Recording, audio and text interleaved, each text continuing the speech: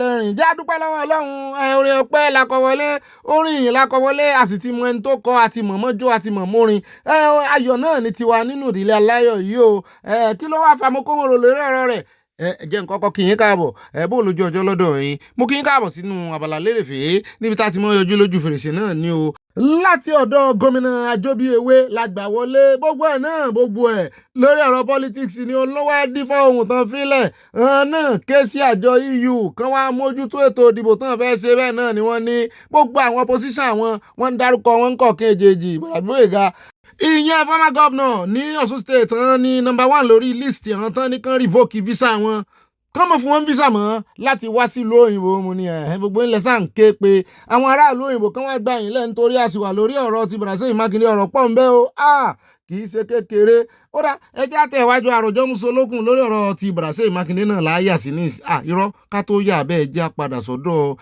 ìkan lára àwọn tíṣà tá a retí tá a rò pé ó bá wọn padà dé ṣùgbọ́n tó jẹ́ wípé wọ́n náà ti pa òun náà ẹnu ìyá yẹn láti gbọ́ tó sì jẹ́ wípé ìyàwó rẹ̀ ó ti jó ó ti yọ̀ nítorí wípé Adeleke jó wọlé ni mo ṣe fẹ́ lo ibi tí ìyàwó rẹ̀ náà ti jó ìyàwó Mr. John òun náà rò pé ọkọ òun mọ̀ wá ni ṣùgbọ́n kò mọ̀ wípé ọkọ òun ti lọ tipẹ́ má ṣe o. gbogbo àwọn tó ń sòsì ọ̀rọ̀ kiri kò ṣẹlẹ̀ wọ́n kó wọn pamọ́ ni ṣé ká tún gbàdúrà lẹ́ẹ̀kan sí pẹ́rù rẹ̀ ó ṣẹlẹ̀ sí yín wọ́n sì ń bí mo jẹ́rìí wọn lè sí ń bí ẹ bá fi ránṣẹ́ sí wọn kórí wọn lè pè wípé wọn yìí fi ọ̀rọ̀ tó ní í ṣe pẹ̀lú ẹ̀mí ènìyàn wọn yìí fi ta káàdì wọn yìí fi ta tẹ́tẹ́ o. ẹbí ti ṣe yìí lẹ́wọ̀ à ń bọ̀ lórí ọ̀rọ̀ rẹ̀ wọ́n ti fún dasbos lónìí o ẹjẹ́ àkọ́kọ́ yà lọ́dọ̀ arábìnrin àánú ẹ̀ ṣe mí tèmi sọ lọ́hùn.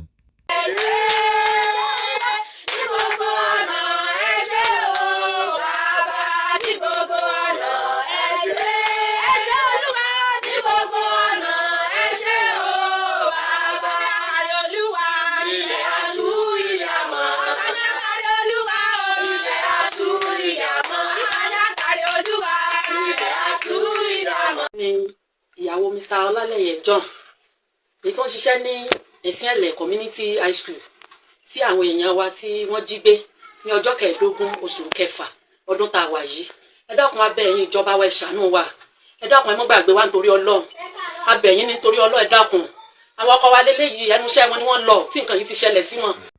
ara mi sì ń bú máa sọ kó tó di wípé wọ́n tú wọn lẹ̀ lélẹ́yìí tí gbogbo wọn ń rawọ́ ẹ̀bẹ̀ síjọba nígbà tán wá gbọ́ pé wọ́n tú wọn lẹ̀ tán ó kọrin aleluya ó kọrin ọpẹ́ sọ́lọ́run ṣùgbọ́n Ọlọ́run gbàdúrà o ṣùgbọ́n nǹkan ti ṣe tí o mọ̀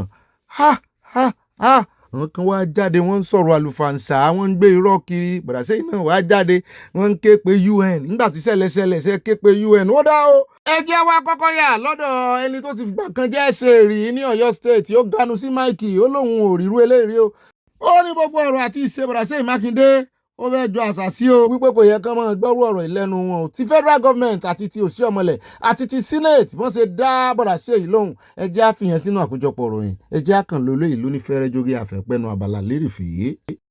His Excellency Governor Seyi Makinde has expressed leverage on his rights, freedom of speech, and of course as the chief executive of the state he has his own opinion. But as a security person, or a former security person and a professional, I think I don't think that's the proper thing to do. The case is still fresh. The security people have said they are investigating. Suspects have been arrested. The international system has more things to concern themselves with other than this. I don't think it is right for us as a people. Any small thing and every small thing people would say, oh, United Nations should come and intervene. It's because they've not seen it before. There is no country where the United Nations has participated, even in peacekeeping. Some of us have been there before, that they found a solution. But I don't think that's the right statement that we should be making now. We should allow, proper investigation to be conducted. This is not the first state that this kind of a thing will happen. But the governor has his views, and of course, I know the security people, the investigative body are doing what is right. And like I said, it's ó dáhùn náà lẹ́ti gbọ́ yẹn akànfẹ́ lè tọ́ yín lẹ́nu wò ní o ẹjẹ́ àṣọ ikú dínú àkójọpọ̀ ròyìn Ọ̀gbẹ́ni Rufai Oseni náà ganu sí máìkì àtìjẹta báyìí ni wọ́n ti yin bàbá Sunday Igboho alálẹ̀ kan kó wọnú gbogbo àwọn èèyàn ni wọ́n sọ̀rọ̀ bàbá Sunday Igboho ní TVC lánàá lọ́ọ̀mẹ́kà kan wá láti House of Rep ó ganu sí máìkì oníkan support Sunday Igboho bẹ́ẹ̀ náà ni Rufai Oseni ganu sí máìkì lónìí wípé ó ti pẹ́ tí Sunday Igboho ti ń pariwo kínní ńgbà tí Buhari gan wà ń bẹ̀ pé ṣe bí lára pé wọ́n ń pa àwọn èèyàn òun náà ni wọ́n fi gbógun ti Sunday Igboho mo ní Rufai Oseni alálẹ̀ ló wọnú rẹ̀ o wípé nígbà ayé Buhari ṣe bí bọ́dà Ṣèyí Mákindé ti bẹ̀rẹ̀ sí í ṣe gómìnà wọn ti wà lórí àlééfà wọn ti ń ṣèjọba ńgbà náà wípé kí náà ṣe sí gbogbo ariwo Sunday Igboho ńgbà náà pé wọ́n rí kan ṣe kan wọ́n pé UN ńgbà yẹn ẹ̀já sọ dínú àkójọpọ̀ ròyìn ó dùn mọ́ mi yùngbà.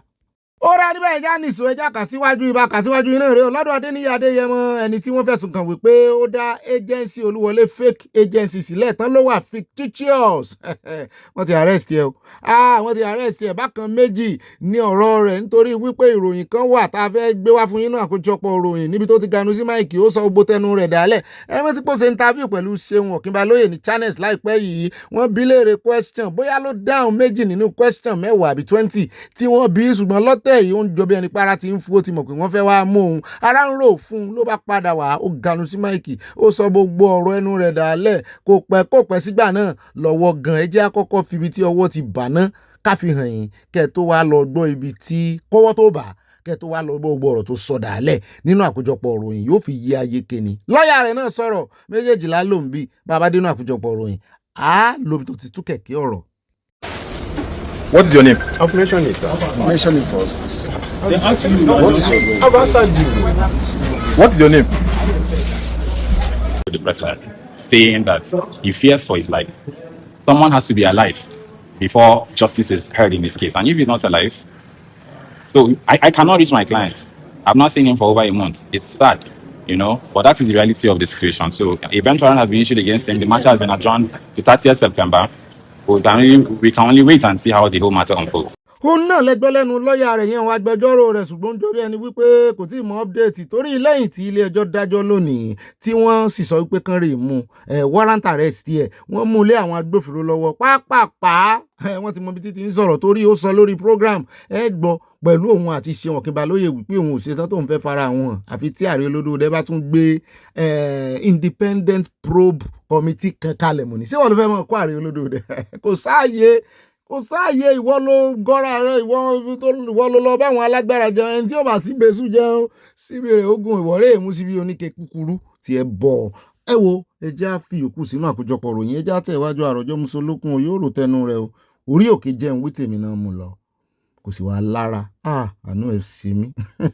Ó rà ní báyìí mo kọ́rọ̀ kan mọ́ under my boot lẹ́nu ó pẹ́ tá a ti gbé fọ́nrán rẹ̀ níbi tó ti ń sọ wípé when you are in government your friend knows you ṣùgbọ́n when you are out of government tó sí ní ilé agbára mọ́ tó sí lórí àlééfà wípé ìwọ ló wà mọ́ àwọn ọ̀rẹ́ rẹ̀. Mo ní ta ní ń pòwe fún kí ló bá òwe dé wọ́n ló fi lógbòlógbò kò nírètí wípé Ààrẹ Olódòdé máa mú un lẹ́lẹ́kejì láti fòun sí vice. Orí yọ ọ̀pàpà ọba parada fún ẹjẹ́ àgbọ̀ lẹ́nu ẹ̀ náà. I delivered the president's speech. Let me digress a little bit. When you are in power, your friends know you. When you are out of power, you know your friends.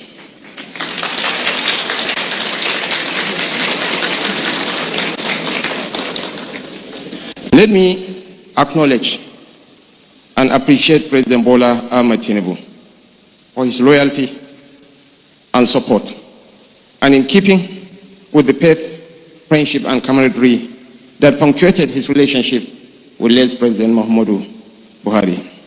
ayé ní ọ̀gá mi first time tóun ó gbòwe lẹ́nu rẹ̀ rèé o ṣe é lè túmọ̀ rẹ̀ fóun ní Yorùbá mo ní àyà mi mọ́làgùn jìnnà tó ń gbìyànjú àti sọ Yorùbá náà ni wípé ẹsẹ̀ girigiri ṣé n fi kọrin fún ọ ẹsẹ̀ girigiri nílé à ń jọ̀fẹ́ o à ń jọ̀fẹ́ kú a ò rẹ́ nìkankan erin kú mọ̀gúdù fìjẹ́ wo kò sí táìmù ni n ò bá kọ́ dé ìwọ náà ti mú rin ẹsẹ̀ gírí nílé àjọfẹ́ ni pé ńgbà tó bá lówó lọ́wọ́ tó wà nípò agbára tó ń bùjẹ́ budanu fún àwọn tó wà láyìíká rẹ̀ wípé ọjọ́ tó bá tán ìgídà ìyẹ́fò náà máa fi ṣe pé orí yọ òun ká ní wípé òun kọ́ lòun ó ṣe vice mọ̀ ní ìsìn ni pé àwọn ọ̀rẹ́ wọn ó tùká ẹ̀ ń bá wà ń bẹ̀ náà mọ̀ ọwọ́ tì lẹ́yìn orí yọ o kóríwá yọ ọ́ délẹ̀ o torí àwọn ọmọ Nàìjíríà ti ń ganu sí máìkì pé àwọn ò ní gbà muslim ticket àwọn ò ní gbà o mo ní sọlọ́dọ̀ dáwà àjọ ẹni tí ó lè shift grand tó fẹ́ ṣe náà fẹ́ ṣe o ẹjẹ́ àtẹ̀ iwájú o kò sí ní tó kàn wá pẹ̀lú ọ̀rọ̀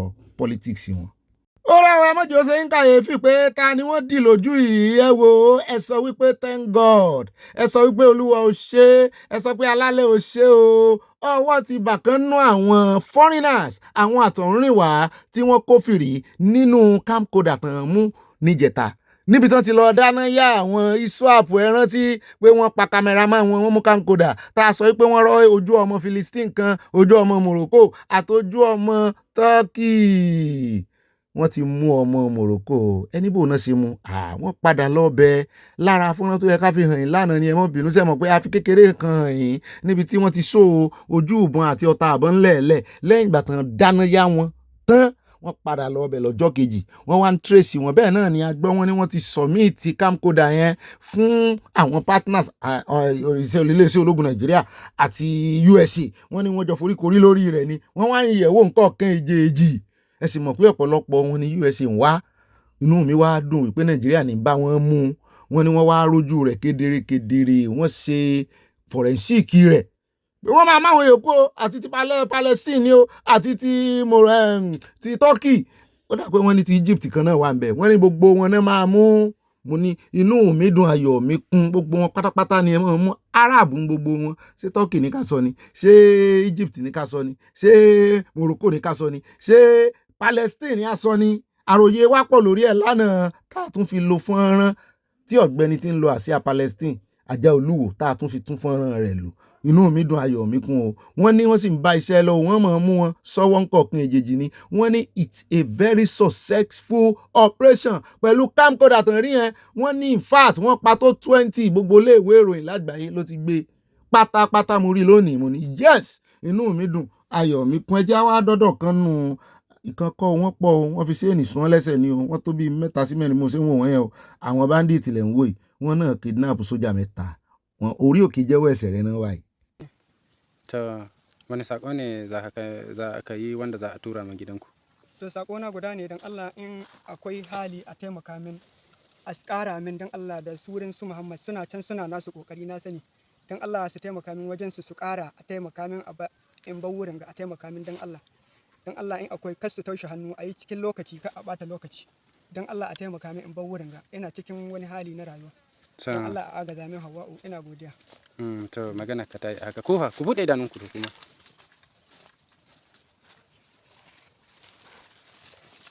kai a ina kake riba kwanan ka nawa nan kwana yau 5 to kai fa ni zuro nake zuru kwanan ka nawa kwanan mu 5 kai fa ina zuro nake yau kwanan mu 5 kai fa wo ká mọ́ parọ́ tanra wa ká mọ́ ṣèké oúnjẹ bẹ́ẹ̀ ni pé season arrest them lọ́tún lọ́sì là ń gbọ́ ọmọléeṣẹ́ ológun náà ò fẹ́ fẹ̀mí wọn ta káàdì mọ̀ wípé àwọn ò ní gbà ẹjẹ́ á tún pariwo àfẹ́ negotiation mọ́ aláàfẹ́ ibi láàrin wa ẹ fi wọ́n ṣe kókú lọ kárùn lọ kókú lọ kárùn lọ kókú lọ kárùn ó rẹ̀ ẹjẹ́ wáyà ní Libya níbi táwọn ọmọ Nàìjíríà tí wọ́n ti ń ṣàròyé fún ẹgbẹ́ wa wo bí táwọn ti ń hustle ìlú òyìnbó táwọn rèé o mo ní ìwọ Ọlọ́run ẹ̀ ṣe padà lé ṣéyà jẹyìn tó báyìí nígbà tẹ́ wà ń lé ni ẹ wá ń rìn ìṣolóṣó nínú ọ̀gbẹ̀lẹ̀.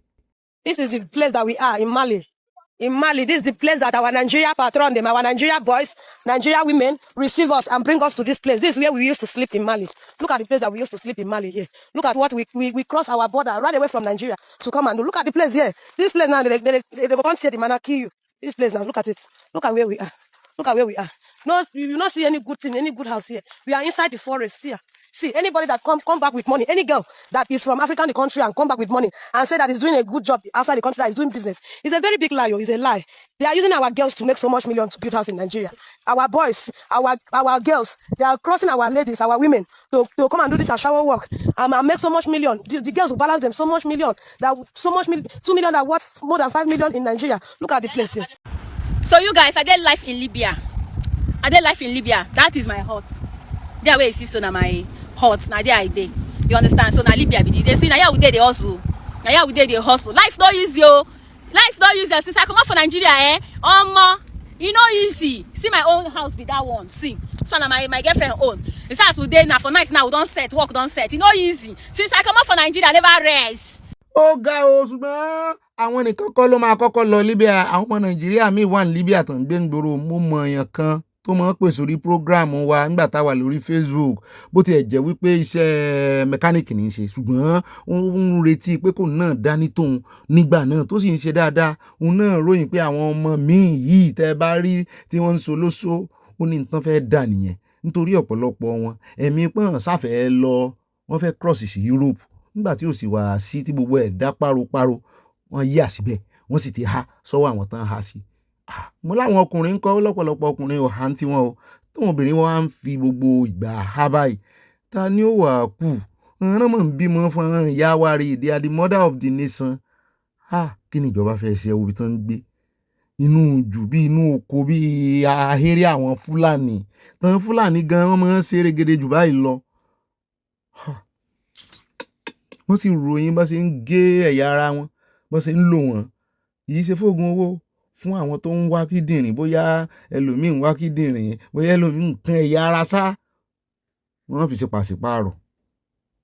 Nàìjíríà hustle láyé, k'Ọlọ́run ṣàánú. Àyà ni ọ̀gá mi ṣe Nàìjíríà wá burú tó yìí ni. Mo ní ẹlòmíì tó bá ti padà bẹ́yẹn àti bojú wẹ̀yìn máa ń lè. Yọ́ mọ̀ rò pé òun ó dọ̀ wọn yọ̀ ni. Ojú tí àti padà wálé. Ìmí sì padà wálé gan tí ò ní yọjú délé. Tó yẹ pé yóò kàn dúró ní bòmíì sí ọgbà bòmíì lọ́nà Nàìjíríà. Ojú tì ní.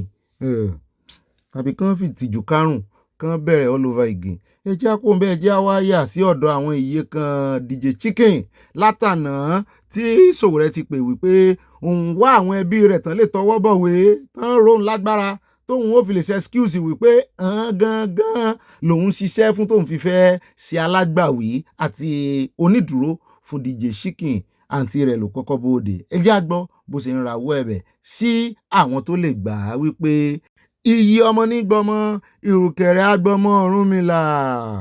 Ẹjọ́ tó lè bẹ́ẹ̀rì ẹjọ́ mo máa ń gbọ́n pa yín dáadáa ẹjọ́ torí tó ẹ bá mi jáde fún ẹ bá mi jáde sí ẹjọ́ bá mi dìde sí ẹjọ́ torí Ọlọ́run mo bẹ̀ ó gbẹ̀yìn fáǹsì ẹ̀ pátápátá ẹ bá mi dìde sí ẹjọ́ ẹ má jẹ́ kó sẹ́wọ̀n ẹ̀sánú mi torí Ọlọ́run nítorí tí mo ṣe jáde náà torí DJ Chicken ni o ẹjọ́ tó kò sí ìyá kò sí bàbá mọ́ kò àlẹ́yìn kankan òun náà bílẹ̀ mi àníyà ní bàbá mọ́ ẹjọ́ torí Ọlọ́run kò sẹ́ni kankan fún wa àfi Ọlọ́run. Okùn ìyá yìí bẹ́ẹ̀ náà ni the blood is thicker than water. Torí àwọn èèyàn ń béèrè pé ìyàwó rẹ̀ dà, aṣáàrọ̀ ọmọ rẹ̀ tọ́mọ bá tiẹ̀ ń ṣe bí ọmọ kékeré bébí mama rẹ̀ náà ìyàwó rẹ̀ kọ́ bébí mama rẹ̀ ni o. Ó ṣàyẹ kó tiẹ̀ lè dúró ní ìsìn wípé wọ́n ní òdúró kò tiẹ̀ jáde. Ó dáa bí sísá ìbá ti jáde ó dáa ní ẹjẹ́ wá kó ń bẹ jáde kó o. Wọ́n ní arákùnrin kan olórí kan lára àwọn olórí àwọn NURTW ní Fádèyí, wọ́n lòun ni wọ́n rágbàdì tí wọ́n dènà rẹ̀ pé ibo lókù tó gbà kọjá ní Kòròdú náà bá bẹ̀rẹ̀ sí da ìbọn bolẹ̀. Wọ́n ní ṣùgbọ́n ọpẹ́lọpẹ́ àjẹsára. Bẹ́ẹ̀ náà ni wọ́n ní orúkọ rẹ̀ ń rò ó, wọ́n ní Túbà Ìjayà gangan ni wọ́n máa ń pè, wọ́n sì ní èèyàn gidi ní láàrin àwọn agbèrò rẹ̀. Ṣùgbọ́n lẹ́yìn ìgbà tí wọ́n rọ̀ sí ẹ̀ lọ hospital wípé kán ṣàyẹ̀wò díẹ̀ fún bó tiẹ̀ jẹ́ wípé àjẹsára náà ó gbìyànjú, ṣùgbọ́n wọ́n ní wọ́n da ìbọn bò gan tẹ́ ẹ bá rí gíláàsì mọ́tò ẹ̀ kìí sojú ìbọn ẹyọ kan. Mo ní ṣé ọta àbọn náà sì rè àṣẹ̀yìnwá àṣẹ̀yìnbọ̀ lára àwọn egbò tó gbé ìyẹn ọta àbọn tó wọ àgọ́ ara rẹ̀. Wọ́n ló pàpà tẹríba fún ikú ó gbèkúrú jẹ lọ́wọ́ ẹ̀bọ̀ra. Ó ń lè rí àwọn èèyàn lẹ́gbẹ̀gbẹ́ títì tí wọ́n péjú pésẹ̀ sí tí wọ́n sọ wípé wá ṣèdárò ẹni ire tó lọ, ẹni ire ni láàrin wọn. k'Ọlọ́run jọ̀ọ́ kó ṣàánú wa lẹ́kọ̀ọ́ náà agbébọn gan sán wá láti ta ní ṣé báńdíìtì ní ọ́ ni àbá ẹrú ikú. ẹja kó ń bẹ́ ẹja tún wáyà lọ́dọ̀ arákùnrin kan tá a rí tó kàn déédé fògànná ní olóhùn òní bọ́ọ̀lẹ̀ bẹ́ẹ̀ náà la rí katapila lẹ́gbẹ̀ẹ́ kan mọ́ ni ṣé ìṣebi tó ti ń wọlé ní Èkó lánàá rèé àyà lòun ò mọ location ṣùgbọ́n ibí náà eléyìí ò jọ Èkó wọn ló níwọ̀n ní wò bọ́n wá máa wò kan wò mọ́ gbogbo ìlàgùn iṣẹ́ tó ń fàárọ̀ ṣe títí dọjọ́ alẹ́ mo ní kò tí ì dọjọ́ alẹ́ ọ̀gá àwọn ló wà confused. ó lóun ò ní bọ́lẹ̀ o ṣùgbọ́n àwọn tó wá wọlé wọn ní ìyẹn ò dá wọn dúró wọn rọra ń wo lẹ́gbẹ̀ẹ́gbẹ́ ibi tí ò sí mo ló mọ̀ gàba yìí a sì sọ̀rọ̀ wọléwọlé lánàá meanwhile lórí ọ̀rọ̀ wọléwọlé tànà ẹ wo amẹ́hẹ̀ o ìjọba Èkó ló jàre o ilé tí ń wó fúnra rẹ̀ ẹ bá nú ròyìn lónìí àwọn onílé fẹnu ara wọn sọ pé léyìn ti fẹ́ wó mu ní kílẹ̀ ń dó ṣe ń bẹ̀ ẹ̀yin amúnibú ni ẹran bíyẹ́ ó dára bá bá dénú àkójọpọ̀ ròyìn àfẹ́ lójú ẹjẹ́ àwo díẹ̀ nínú fíìmù ìbóyá arákùnrin yìí òkè tálájà pa ò léegun tó gùn lọ lórí ògiri lórí ìgànná ìbóyá yóò padà wá sílẹ̀ bóyá yóò bọ̀ọ́lẹ̀ àmọ́ wò. Maybe I've for his life, carrier property. I've got property carrier for his life.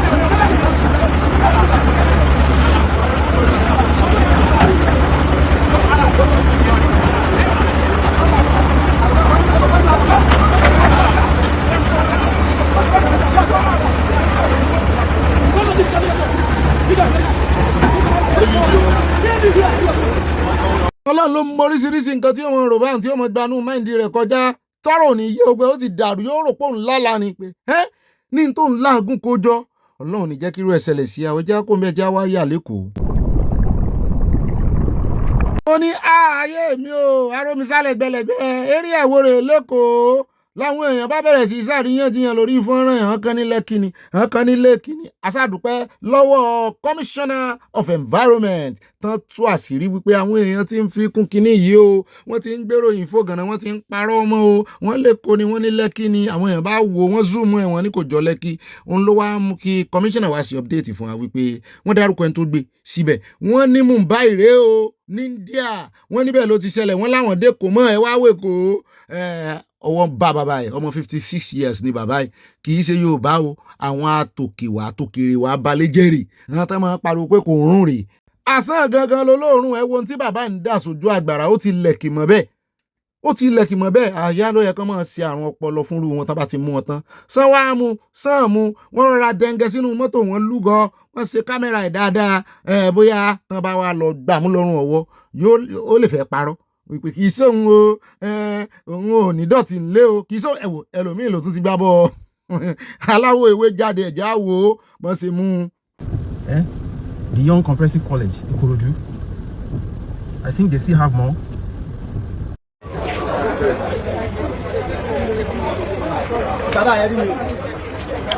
bẹ́ẹ̀ níbẹ̀ ìjà sáré yà ní Niger bẹ́ẹ̀ náà látún fẹsẹ̀ kan yà lọ́dọ̀ Justice Nwite tó rán iná dá lẹ́jọ́ 20 years imprisonment lẹ́nìkan rẹ̀ fi sí mo ní ṣe bandit ní ṣàgbésùmọ̀mí ní ṣe terrorist ní mo ní ṣe ISWAP ní àbí Boko Haram àbí Lakurawa wọn lágbódegbà wọn ni wọ́n lòun ní mọ̀ ń ràn wọ́n lọ́wọ́ láti escape kúrò láàrin ìlú òun ni mọ̀ fún wọn ní information láti wá dàlúrú òun náà ni mọ̀ fún wọn ní information bí tán máa gbà tán máa fi yọ kúrò nílùú tán fi ní rí wọn mú.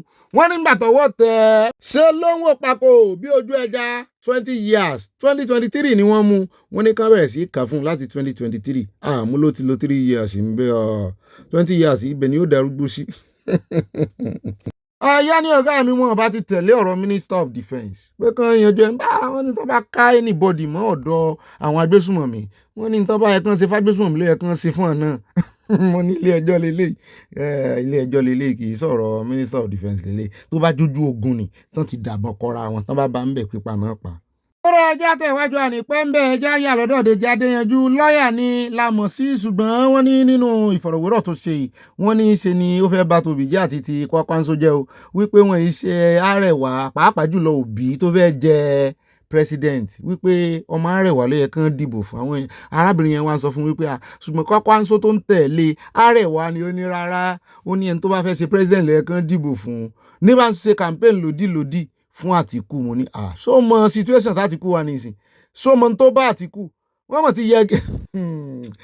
ti yẹgi fún ẹgbẹ́ òṣèlú ẹ̀ kò rí bí kankan wọ̀ mọ́ ó ti léètì wọ́n ti laago timekeeper yóò kúnlẹ̀ wọ́n ní òkúnlẹ̀ sẹ́nu ọ̀nà ni àyà lóhun òròpó lè wà lórí bálọ̀tì 2027 o mo ní ẹjẹ́ àsọ yòókù dínú àkójọpọ̀ ìròyìn àbá ti Dèjì Adéyanjú wa.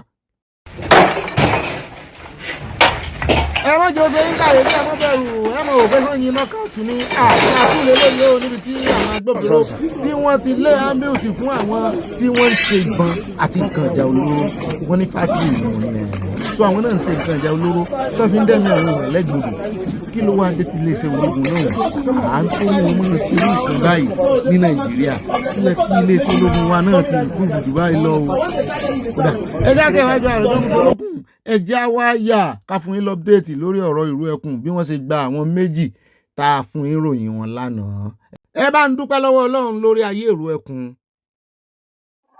lára iṣẹ́ táwọn ikọ̀ tá à ń pè ní ìrú ẹkùn tí wọ́n ṣe nìyí ẹ wo ẹ fìdílé kan ẹ máa bá mi kà.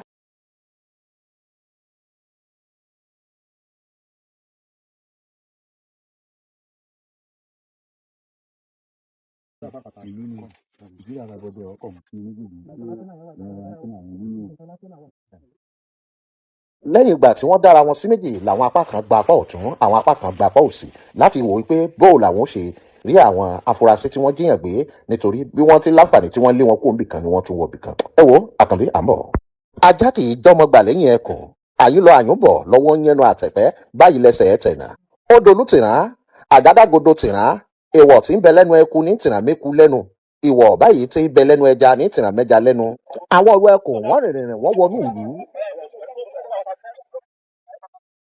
orí ọkọ̀ wọn rìn láàjì déédé aago 2 òru rèé níbẹ̀ tí wọ́n ti láǹfààní tí wọ́n ti ń ṣiṣẹ́ ọ̀hún gẹ́gẹ́ bí iṣẹ́ orí ẹja ní ọ̀fà káyín òun tàfà káyín ojú tó sin ọ̀fà lọ́dọ̀ ẹranko bẹ́ẹ̀ láàmú kí olóyè Chief Sunday Igboho pẹ̀lú àwọn ọmọ ogun wọn wípé wọ́n kú iṣẹ́ o wọ́n kú àkínṣe pẹ̀lú ètò tí wọ́n ń ṣe yìí pẹ̀lú àwọn ẹ̀ṣọ́ aláàbò ọlọ́pàá tí wọ́n ń tẹ̀lé káàkiri.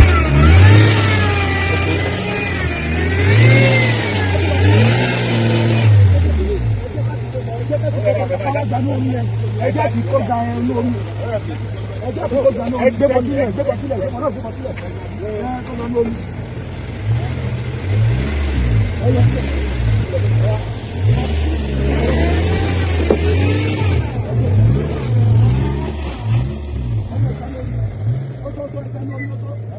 ọmọ kójú ti wọ ọmọ tó lè wọnú kíní.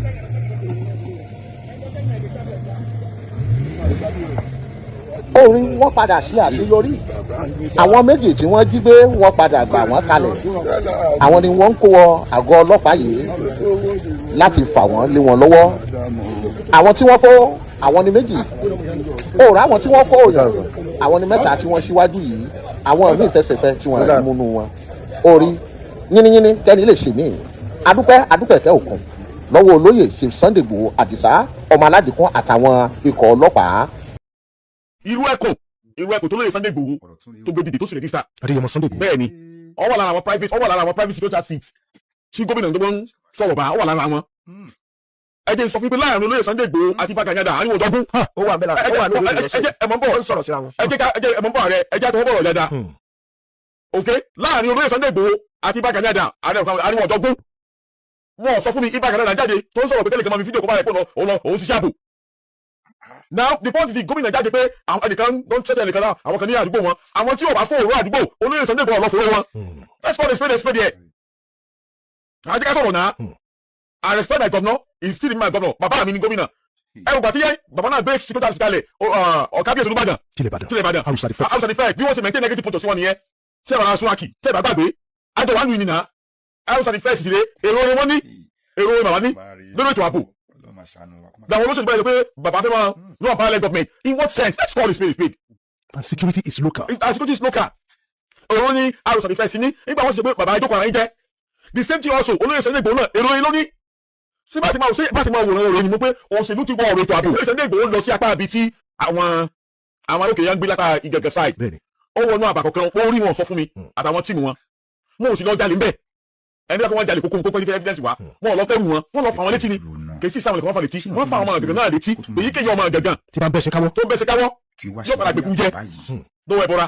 lẹ́fì yangu ni o. now listen me one fine boy ó dá social media tó ń blast olóyè Sunday Igboho tó fọwọ́ gbáyà pé kó wá sí bẹ́tì tó bá tó bẹ́ẹ̀ now irú ẹ̀kọ́ security outfit another private security outfit okay you only check them ẹ máa check wọn from time to time àwọn náà adínú wọn kàn wọ́n recently within 48 hours tí olóyè Igboho issue ultimatum fún wọn wọ́n kó wọn padà wá ní. iléeṣẹ́ ọlọ́pàá ní irọ́ ni Sunday Igboho ń pa. wọ́n pè ní lọ kò sí tọ́jọ́ bẹ́ẹ̀. wọ́n pè ní lọ kí wọ́n pè ní lọ ní palace àṣìgàngàn ẹ máa gbọ́ mi ìkànnì àwọn olórí àwọn Fúlàní bí Fúlàní yẹn bí ìjọ ni Fúlàní tiẹ̀ ló dúró báyìí tó lóyè Sunday Igboho bá sọ pé ti rí nílẹ̀ bàbá mi sábà yìí lálejò tẹ́sí ìmọ̀ fúngun mọ́ wa the bottom line is this tó bá tiẹ̀ jẹ́ pé olóyè Sunday Igboho ń ṣe àṣejù ṣùgbọ́n máa wà ní. tó ṣe àṣejù ni. tó bá tiẹ̀ jẹ́ pé kádàbọ̀ ní ìwòye ìṣòro. bẹ́ẹ̀ bá gbàgbé pé orúkọ rẹ̀ náà tó rìn kọ̀rọ̀kọ̀rọ̀ wọ inú àwọn ọmọ àbúrò mínísítà fún ọ̀rọ̀ agbára tẹ́lẹ̀ rí olóyè Báyọ̀ Adélábù Pẹ̀kẹ́lẹ́mẹ́sì ẹ rí i pé nígbà tí wọ́n lọ gba àwọn ọmọ àbúrò olóyè Báyọ̀ àti ìbejì wọn orúkọ Sunday Igboho ó tún rìn wọnú ẹ̀ ṣé Sunday Igboho ń ṣàṣejù. ọ̀rọ̀ ńlá tẹ́ sọ láàrin Sunday Igboho àti Ìbàdàn Adams Ààrẹ Ọ̀nà Kakanfò ṣé èsì pé burú fẹ́ tẹ̀yìn nípa. olórí burúkú lẹ́yìn celebrity Nàìjíríà yìí nígbà tán já àwọn ọmọ Ọ̀yọ́ gbé gbogbo yín lẹ́yìn repost ẹ̀ leave our daughter leave our sister àwọn ìjọba fi wọ́n ti lọ rescue wọn sójà tó kú sójú ogun ta ló post ẹnu gbogbo yín. ọ̀rẹ́ ẹja wá fi lé ìkádé gbogbo rẹ̀ ńlẹ̀ ọ̀dọ̀ olórí ọba aládé gbogbo là ń lọ London wáyé ọmọ Yorùbá kan tí ó gbọ́ Yorùbá dáadáa kí n sọ bẹ́ẹ̀ ló fẹ́ kọrin Saheed Òṣùpá èmi náà mú dẹ́tí ilẹ̀ mú tuntun gbọ́ pé sórin Saheed ló sì ń kọ ẹjẹ́ àyìn oyin ni kẹ́ni lè ṣe mí. bẹ̀rẹ̀ ti ṣẹlẹ̀ wà pàdé mi wá sọ́pà wá ó yájà sí ọmọ ìyá pàṣẹ Saheed Òṣùpá bíi almost no make o.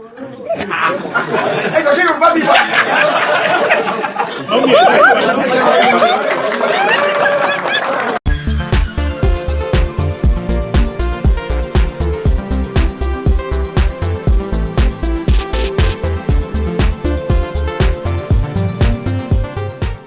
láìṣẹ̀ láìrò bó bá ń dára fún ẹ àwọn á máa gbèrò ìka kí ló lè fa làlà kókó fẹ́fẹ́ ẹ wí kí n gbọ́sẹ́ kí ló lè fa làlà kókó kí ló lè o kí ló lè fa làlà kókó fẹ́fẹ́ ẹ sọ sí mi létí kí ló lè fa làlà kókó fẹ́fẹ́ kí ló lè ṣẹ́ kí ló lè fa làlà kókó fẹ́fẹ́ àmọ́ níṣe ni kí ló lè fa làlà kókó fẹ́fẹ́ abínú ẹni ṣẹ́ kí ló lè fa làlà kókó fẹ́fẹ́ sọ́bí sórin mẹ́ja ni kí ló lè fa làlà kókó fẹ́fẹ́ sọ́bí sórin mẹ́ja ni kí ló lè fa làlà kókó Ọlọ́run ọba ni mo fi bẹ̀yín o kí ló lè fa làlà kókó kí ló lè o kí ló lè fa làlà kókó fẹ́fẹ́ làlà kókó fẹ́fẹ́ kí ló lè fa làlà kókó fẹ́fẹ́ ẹ jẹ́ n ráyè ṣe tèmi orin tí bàbí Sunday Igboho tán ní nǹkan fún àwọn táwọn nù pé kí ló dé kí ló lè fa làlà kókó fẹ́fẹ́ kí ló dé kí ló lè fa làlà kí ló lè o kí ló lè fa làlà ojú ọ̀run tẹyẹ fò láì farakara bàbí Sunday Igboho ní a sọ fún gbogbo àwọn ọmọ ìlú ẹkùn pátápátá ní lórúkọ lẹ́yìn odi àti ọ́físà àtẹ̀ntì ọ́físà wọ́n ní ìjà ìgboro àwọn gbọ́dọ̀ rí ọmọ ìlú ẹkùn kankan ń bẹ̀ o wọ́n nítorí wípé ọmọlúàbí náà mọ̀ ìmọ̀ o wọ́n sì ní àìrọ́mọ ọba kámọ̀rí dànsákì lára rẹ̀ kò wá sí bó ṣe lè tàn lára ọmọ ọba kó mọ̀ kù dànsákì pé ẹjọ́ o ẹ mọ́ pẹ̀lú ọ̀bọ̀jẹ kó o ẹ ń bá pàdé wèrè lọ́jà tí ń bá wèrè jà bí wèrè bá yọ ẹ̀sẹ̀ sí ọ gbọ̀nà bòmí gbogbo ọmọ ìlú ẹkùn pátápátá ẹ má bá àyàn kankan jìjà àgbòrò ẹ má dà sí ti ń ṣẹlẹ̀ ẹ má sọ nǹkan kan ibi tí ẹ ń lọ ní kẹ́ ẹ kọjú mọ́ ẹ fi àwa sọ̀rọ̀sọ̀rọ̀ lẹ̀ ibi tí ẹ ń lọ ní kẹ́ ẹ kọjú mọ́ bẹ́ẹ̀ bá wá rí èèyàn kan tó wá ta yín láyà ẹ rí i dájú pé ẹ ní ẹ̀rí ẹ̀ tó ṣe é báwọn wọ́n fẹ́ nígbà tí wọ́n rí i pé ẹjọ́ yẹn ò lè ṣe dáadáa ẹni tó ń ta àbùkù lù gan pẹ̀lú ẹjọ́ wẹ́wẹ́ wọ́n rí i pé kò dáhùn wọ́n wá fẹ́ gba ọ̀dọ̀ àwọn ọmọ wọlé ẹjọ́ abẹ̀yìn ni gbogbo ọmọ ìlú ẹkùn pátápátá kò sáàyè gbẹ̀dì ẹ̀sìn ẹ mọ́ bá àyàn kankan jìjà àgbòrò ẹ mọ́ bá àyàn kankan jìjà àgbòrò ẹ ń bá jìjà àgbòrò wọ́n dìnnà ẹ o pé kì í sọmọ ẹgbẹ́ torí nǹkan kan wà wọ́n dì náà pé kì í sọmọ ẹgbẹ́ o ìyẹn ìró ẹkùn torí àlàáfíà la mọ ìró ẹkùn mọ́ the only person tẹ́ lè bá fa wàhálà òun náà ní báńdíìtì agbésùmọ̀mí àtàwọn agbébọn tó fẹ́ mọ̀ kó àwọn èèyàn wa the only person nìyẹn o àti wípé ṣe wá rí gbogbo ìjà tá ń jà iná ìjà àfẹ́ ní o ó kàn jẹ́ wípé a fẹ́ràn ara wa látọ̀kan ó dára kí ló lè fa lala kókó fẹ́fẹ́ òun ló dífá orin bàbá wa Ebenezer Obeni ni mo fi gbé yín wọlé legend ni bàbá Kẹ́mi Ọláògùn Kẹ́mi wọn gùn jù báyìí lọ kán pẹ́pẹ́pẹ́ nínú àlàáfíà fún wa ní o wọn ti gbọdọ̀ rebi kankan ẹ̀mọ́ye ìgbà náà ti gbé news jáde nípa bàbá ó ti lọ ó ti kó wà fúnra wọn wọn á tún ní pírí lológójì o àwọn ò tí ì lọ ibì kankan o a sì jọ wà ní o àjọ lẹ̀pọ̀ ni o pẹ́ fún wa bàbá o àti ìkejì yín náà bàbá Sànní Adé àti gbogbo olórin àwa náà pẹ́ fúnra wa lórí ìkànnì mo kí yín káàbọ̀ ibà kángọ̀ yín náà rí ó pẹ́ mo ti lo kángọ̀ mo ní kí wọ́n á fi kí yẹn jẹ́ kọ́kọ́ sí forí adé ẹ̀jẹ̀ yá foríbalẹ̀ fọ́ba àwọn ọba olórí aládé gbogbo káfàtà kábíyèsí tó dọ̀run àtayé òun ló dá ẹni tó ń pera rẹ̀ kábíyèsí láyé tòró gangan ni kábíyèsí ìbẹ̀rẹ̀ àtòpin ìpilẹ̀ṣẹ̀ gbogbo wa ọlọ́run ẹ ṣé o ọlọ́run ẹ ṣé o èyí lẹ̀ ń bá wa tó lórí ìkànnì yìí o wọ́n bá ti kí wa pé Ọ̀gbẹ́ni Bobby ẹ kú ètò pápápá ni wọ́n máa ń gbé fún yín o ẹ sì mọ bẹ́ẹ̀ sì máa ń manufacture rẹ̀ tẹ́yìn náà tààrí grace àti àánú àtòrí ọ̀fẹ́ sí wa à ń jèrè rẹ̀ lórí ìkànnì nítorí ẹ̀ lẹ́sìn ní májẹ̀mú kan tẹ́ ẹ bá wa dá lórí ìkànnì náà ká mọ̀ yọ̀ ká mọ̀ dúpẹ́ mọ́ mi kan ti ẹ̀ sọ wọ́n ní kódà ìròyìn tó bá àyàn nú jẹ́ jù wọ́n ní tẹ́ ẹ bá fi máa gbọ́ lẹ́nu Ọ̀gbẹ́ni Bobby báyìí pé ẹ sì gbọ́ bí ẹni wípé ẹ lọ bòmí wọ́n mọ̀ fi dẹ́rù báyìí ni wọ́n mọ̀ fi dáyàgá yín ṣùgbọ́n tí Ọ̀gbẹ́ni Bobby bá tẹnu bọ̀rọ̀ báyìí bí ẹni mọ́gbà tí ó sọ tán tí ó sì tún mọ́kàn yín balẹ̀ wípé ire ni ó bì dúdùn lọ́sàn ó so pé adùn ni máa ń dẹ̀yìn ewúro wọn á ní kì í ṣe mi o ọlọ́run ní o torí ẹ̀lẹ́sìn máa ń rí mi tí mo máa ń gbáàyè gbé gbogbo ọpẹ́ yìí fọlọ́run kan ń bínú wọn láti máa ń da táìmù lórí rẹ̀ jù mọ́ ní yún gangan ni kókó gbogbo ìyókù rẹ̀ tó tẹ̀lé àwa la nìyún ẹjẹ́ fún ọlọ́run ní tí ó jẹ́ tiẹ̀ káwọn jẹ̀bù mọ́ yẹn ó dáa mo kí n káàbọ̀ kò sáàyè à ń kira ẹni mọ́ nítorí àti gba táìmù kó mọ̀ bá gùn jù torí iṣẹ́ tí bàbá mi Sunday Igboho rán ni mo ti jẹ́ yẹn o wọ́n ní ọba rán ni níṣẹ́ odò ọba kún iṣẹ́ ọba òṣèré mọ̀ jẹ́ odò ọba kò ṣe é kan lu ó dáa alákọ̀ọ́kọ́ náà kò rí ìròyìn tó nìyẹn mọ̀ bá àfẹ́ lójú ibà kéde fún Yorùbá Nation fún Oòduà Nation káfàtà sí mo lè dá fìlà para ẹ̀yin bàbá mi mọ̀mọ́ mi mo rọ́wọ́ yín ẹ ṣeun ṣeun fún gbogbo ìgbà fún táìmù yín time na money o time na money ṣùgbọ́n mi náà rí wípé ẹ rí value ìròyìn náà ni gbogbo aná là ń jẹ value ọlọ́run àjọ ọlọ́run làṣìbọ́ ọlọ́run dúró nínú ìkànnì ọlọ́run ló kó àpọ̀ alákọ̀ọ́kọ́ nù abala ti àkórí ìròyìn ẹjẹ́ àkọ́kọ́ yà ká padà síbàdàn ní alágídí Agodi yarí o wípé sẹ́ òun fẹ́ mọ kúlẹ̀kúlẹ̀ bọ́ ṣe gba àwọn èèyàn ilẹ̀ kò pé UN nígbà tí wọ́n jẹ́ àwọn èèyàn lọ o kò pé humanitarian whatever ti ń pè nígbà tí lábẹ́ àkóso rẹ̀ tó ní òṣẹlẹ̀ rí náà ti kó àwọn ọmọ ìlọ o sóhun ò gbóòórùn gbogbo tí ń ṣẹlẹ̀ káàkiri nígbà tó wọn ó fi dórí oyè ṣé ìjínigbé tó yìí káàkiri Nàìjíríà gan tí kì í ṣe ilẹ̀ Yorùbá àbí ìṣèjú wa náà níṣẹ́ ń fẹ̀ lójú bọ̀ wọ́n sì náà kìlọ̀ fún wọn láwọn ará agbègbè yẹn pàápàá jù lórí oríire l'Ógbómọ̀ṣọ́ wọn náà ti ń sọ fún ó tiẹ̀ nìkan tán bàbá kan nílẹ̀gbìmọ̀ aṣòfin tán náà ti ń sọ fún wípé intelligence wà àárín nǹkan kan ṣùgbọ́n nígbà tó ṣẹlẹ̀ tán wọ́n wá ń throw jabbing political ìsìnlẹ̀ṣẹ̀ wà mọ̀ wípé UN wà ń bì kan ṣùgbọ́n presidency ti dá lóhùn o àti ìmọ̀ ìgbésẹ̀ ti presidency ó gbé ṣùgbọ́n èsì tán fi dá lóhùn à ń bọ̀ bẹ́ẹ̀ náà làwọn èèyàn sọ̀rọ̀ lé lórí àgbà táìmù gan lórí ọ̀rọ̀ rẹ o tó kò tí ẹ̀ jẹ́ kàn tán kó wá tán handover lé lọ́wọ́ kò jẹ́ kán délé náà lọ́dọ̀ àwọn pẹ́rẹ́ǹtì wọn láwọn ọmọ yẹn èyí tó jẹ́ tíṣà vice principal náà kò jò dọ́dọ̀ ọkọ rẹ̀ kò tó máa sọ àwọn kan wá ní àbò gbọ́rọ̀ kan ni àbò kó àwọn ọmọ yẹn nígbà tán dé àbò gbọ́rọ̀ lẹ́nu one or two of them táwọn ọmọ yẹn ti lọ sọ tí ò ṣẹlẹ̀ àbí ó jẹ́ propaganda ni àbí àwọn tán jí wọn gbé àbí wọ́n ti parọ́ fún àwọn tán jí gbé àbí wọ́n ti yí ọ̀rọ̀ mọ́ federal government lẹ́sẹ̀ nígbà tán wà lákàtà àwọn gbogbo nǹkan yìí ló lè ṣẹlẹ̀ o ṣe é rí àwọn ajínigbé yẹn náà propagandist ni wọ́n ṣùgbọ́n tó mú wọn pa àyàn méjì àníkan náà àwọn tán pa ìyàwó rẹ̀ sí ń yọ̀ mọ́ mi tó ní kí n tún gbé yọ́ dáa fún yín o òun lẹ̀ ń gbé àtúntì ń tún gbé o ìyàwó rẹ̀ ń yọ̀ inú rẹ̀ ń dùn ebe rí inú abala lérèfé kò mọ̀ pọ̀kọ̀ òun ó dé nígbà tó gbọ́ pé gbogbo wọn ti dé o kò mọ̀ pọ́n ti pọ̀kọ̀ òun mélòó ló wá mọ̀ ń bẹ̀ nínú ọmọ Nàìjíríà ṣé bóun ló mú àwọn onígbèkúgbè onísọkúsọ sọ̀sọ̀kúsọ kiri rescue wọ́n tú wọn lẹ̀ ní wọ́n tú wọn lẹ̀ náà wọ́n pa army wọ́n pa méjì wọ́n pa tíṣà wọ́n pa principal náà ọkùnrin méjì mo sáré wípé lára àwọn ọkùnrin tó túlẹ̀ yẹn ayọ̀ rẹ̀ òkun tó àwọn ìdí àgbọ̀n kankan so wọ́n kó wọn síbi ìjọba ló wá lọ pa wọn gbogbo ẹni tó ń fẹ̀sùn kan ìjọba tó bá bẹ̀rẹ̀ sí mú ní kọ̀ọ̀kan ìjèjì immunity tí alágídí agodíròpó ní yẹn bóyá lè ní ó fi jẹ tán àwọn wòlíì tó ríran ìgbẹ̀yìn rẹ̀ pé bí ti Sọ́ọ̀lù ní ó rí àwọn wòlíì yẹn mọ̀ Ọlọ́run mọ̀ ń bá wọn sọ̀rọ̀ o kò jẹ́ kí káwọn èèyàn yọ̀dé lẹ̀ rárá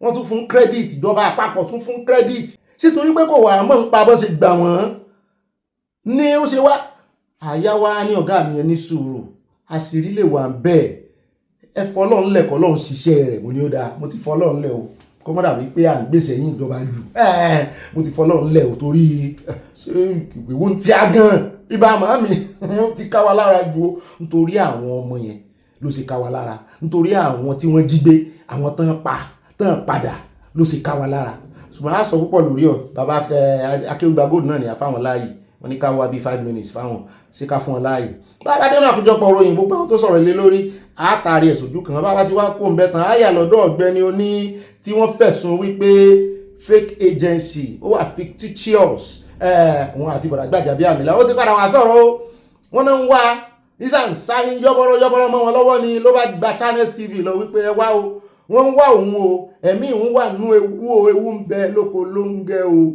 ẹgbà àwọn òmùní ṣe wọ́n gbé ọwá sórí channel lọ́dọ̀ Ṣeun lọ́jọ́ sí tó sáàrùn ní òní sọ̀rọ̀ lóhun ó sọ̀rọ̀ ní ìsinyìí o ṣé bó lẹ́jọ́ wà nílé ẹjọ́ ni kọ́ ọmọ bá kó bára rẹ̀ ó lóhun ó sọ̀rọ̀ ní ìsinyìí wọ́n wá ẹ̀mí òun wọ́n lé ẹ̀mí òun fún gbogbo ọ̀rọ̀ tó wá sọ náà yín rawọ́ ẹ̀bẹ̀ sáré olódò rẹ̀ ni ó kọ lẹ́tà gbọ̀nàgbọ̀nà wípé independence probe ló ń fẹ́ o ṣùgbọ́n mi ò pé arákùnrin yìí ní ẹ̀rí o nítorí arákùnrin tán pa ní ìsìn ó ní ẹ̀rí òun nìyẹn ó nítorí ẹ̀ náà ṣe pa pé ìjọ wọn lọ́wọ́ nú ọ̀rẹ́ rẹ̀ tó ní òní intermediary ìbò iná ni ó sí àyà intermediary láàrin òun àti bọ̀dà Gbajabiamila so ní nọ́mbà bọ̀dà Gbajabiamila lọ́wọ́ ó lò ní so ní receipt pé ó fún wọn lówó ọ̀rẹ́ rẹ̀ tó rán ó lóun ò ní receipt bó ló wá ṣe fá jẹ́ kí wá lè o fẹ́ káwọn èèyàn bílíìfù ó nítorí pé lọ́jọ́ tí wọ́n fún lówó yẹn tán transfer ó lóun wà ń bẹ̀ ilé yóò tó ẹ̀rí ilé ẹjọ́ sóò ní kó bára rẹ̀ báyìí ó dà ń bọ̀ ń bẹ́ ó fẹnu ara rẹ̀ wítí ẹ̀ jẹun wítí èmi ló fi ṣe à ń bọ̀ ń bẹ́ lónìí náà ni kò ní dọ́là bàbá ti wá kó ń bẹ́ tán á wà sáré yà lọ́dọ̀ Àtíkù ẹgbẹ̀rin ọ̀tẹ̀ bá a ṣe ń pàkan nìkan ru wọn lásìkò wọn ní bá a ṣe ń sọ̀rọ̀ látànà wọn ní ṣe ni Àtíkù ń gbọ́n mi lójú pẹ̀rẹ̀pẹ̀rẹ̀ àwọn ni kò lè sunkún wọn ló ń sunkún sínú wọn ní adìyẹ rẹ̀ láàgùn irun ara ni òjì àmọ́ mo ní kíni àwọn ìyànjú ẹ wọ́n ní wọ́n lè yanjú eléyìí wọ́n ní kò jọbẹ ẹni kórúkọ rẹ̀ ó wà lórí ballot wọ́n ní kì í sì ṣe ẹ̀bi anybody ẹ̀bi wọn ni tó rán nárẹ̀ hijack party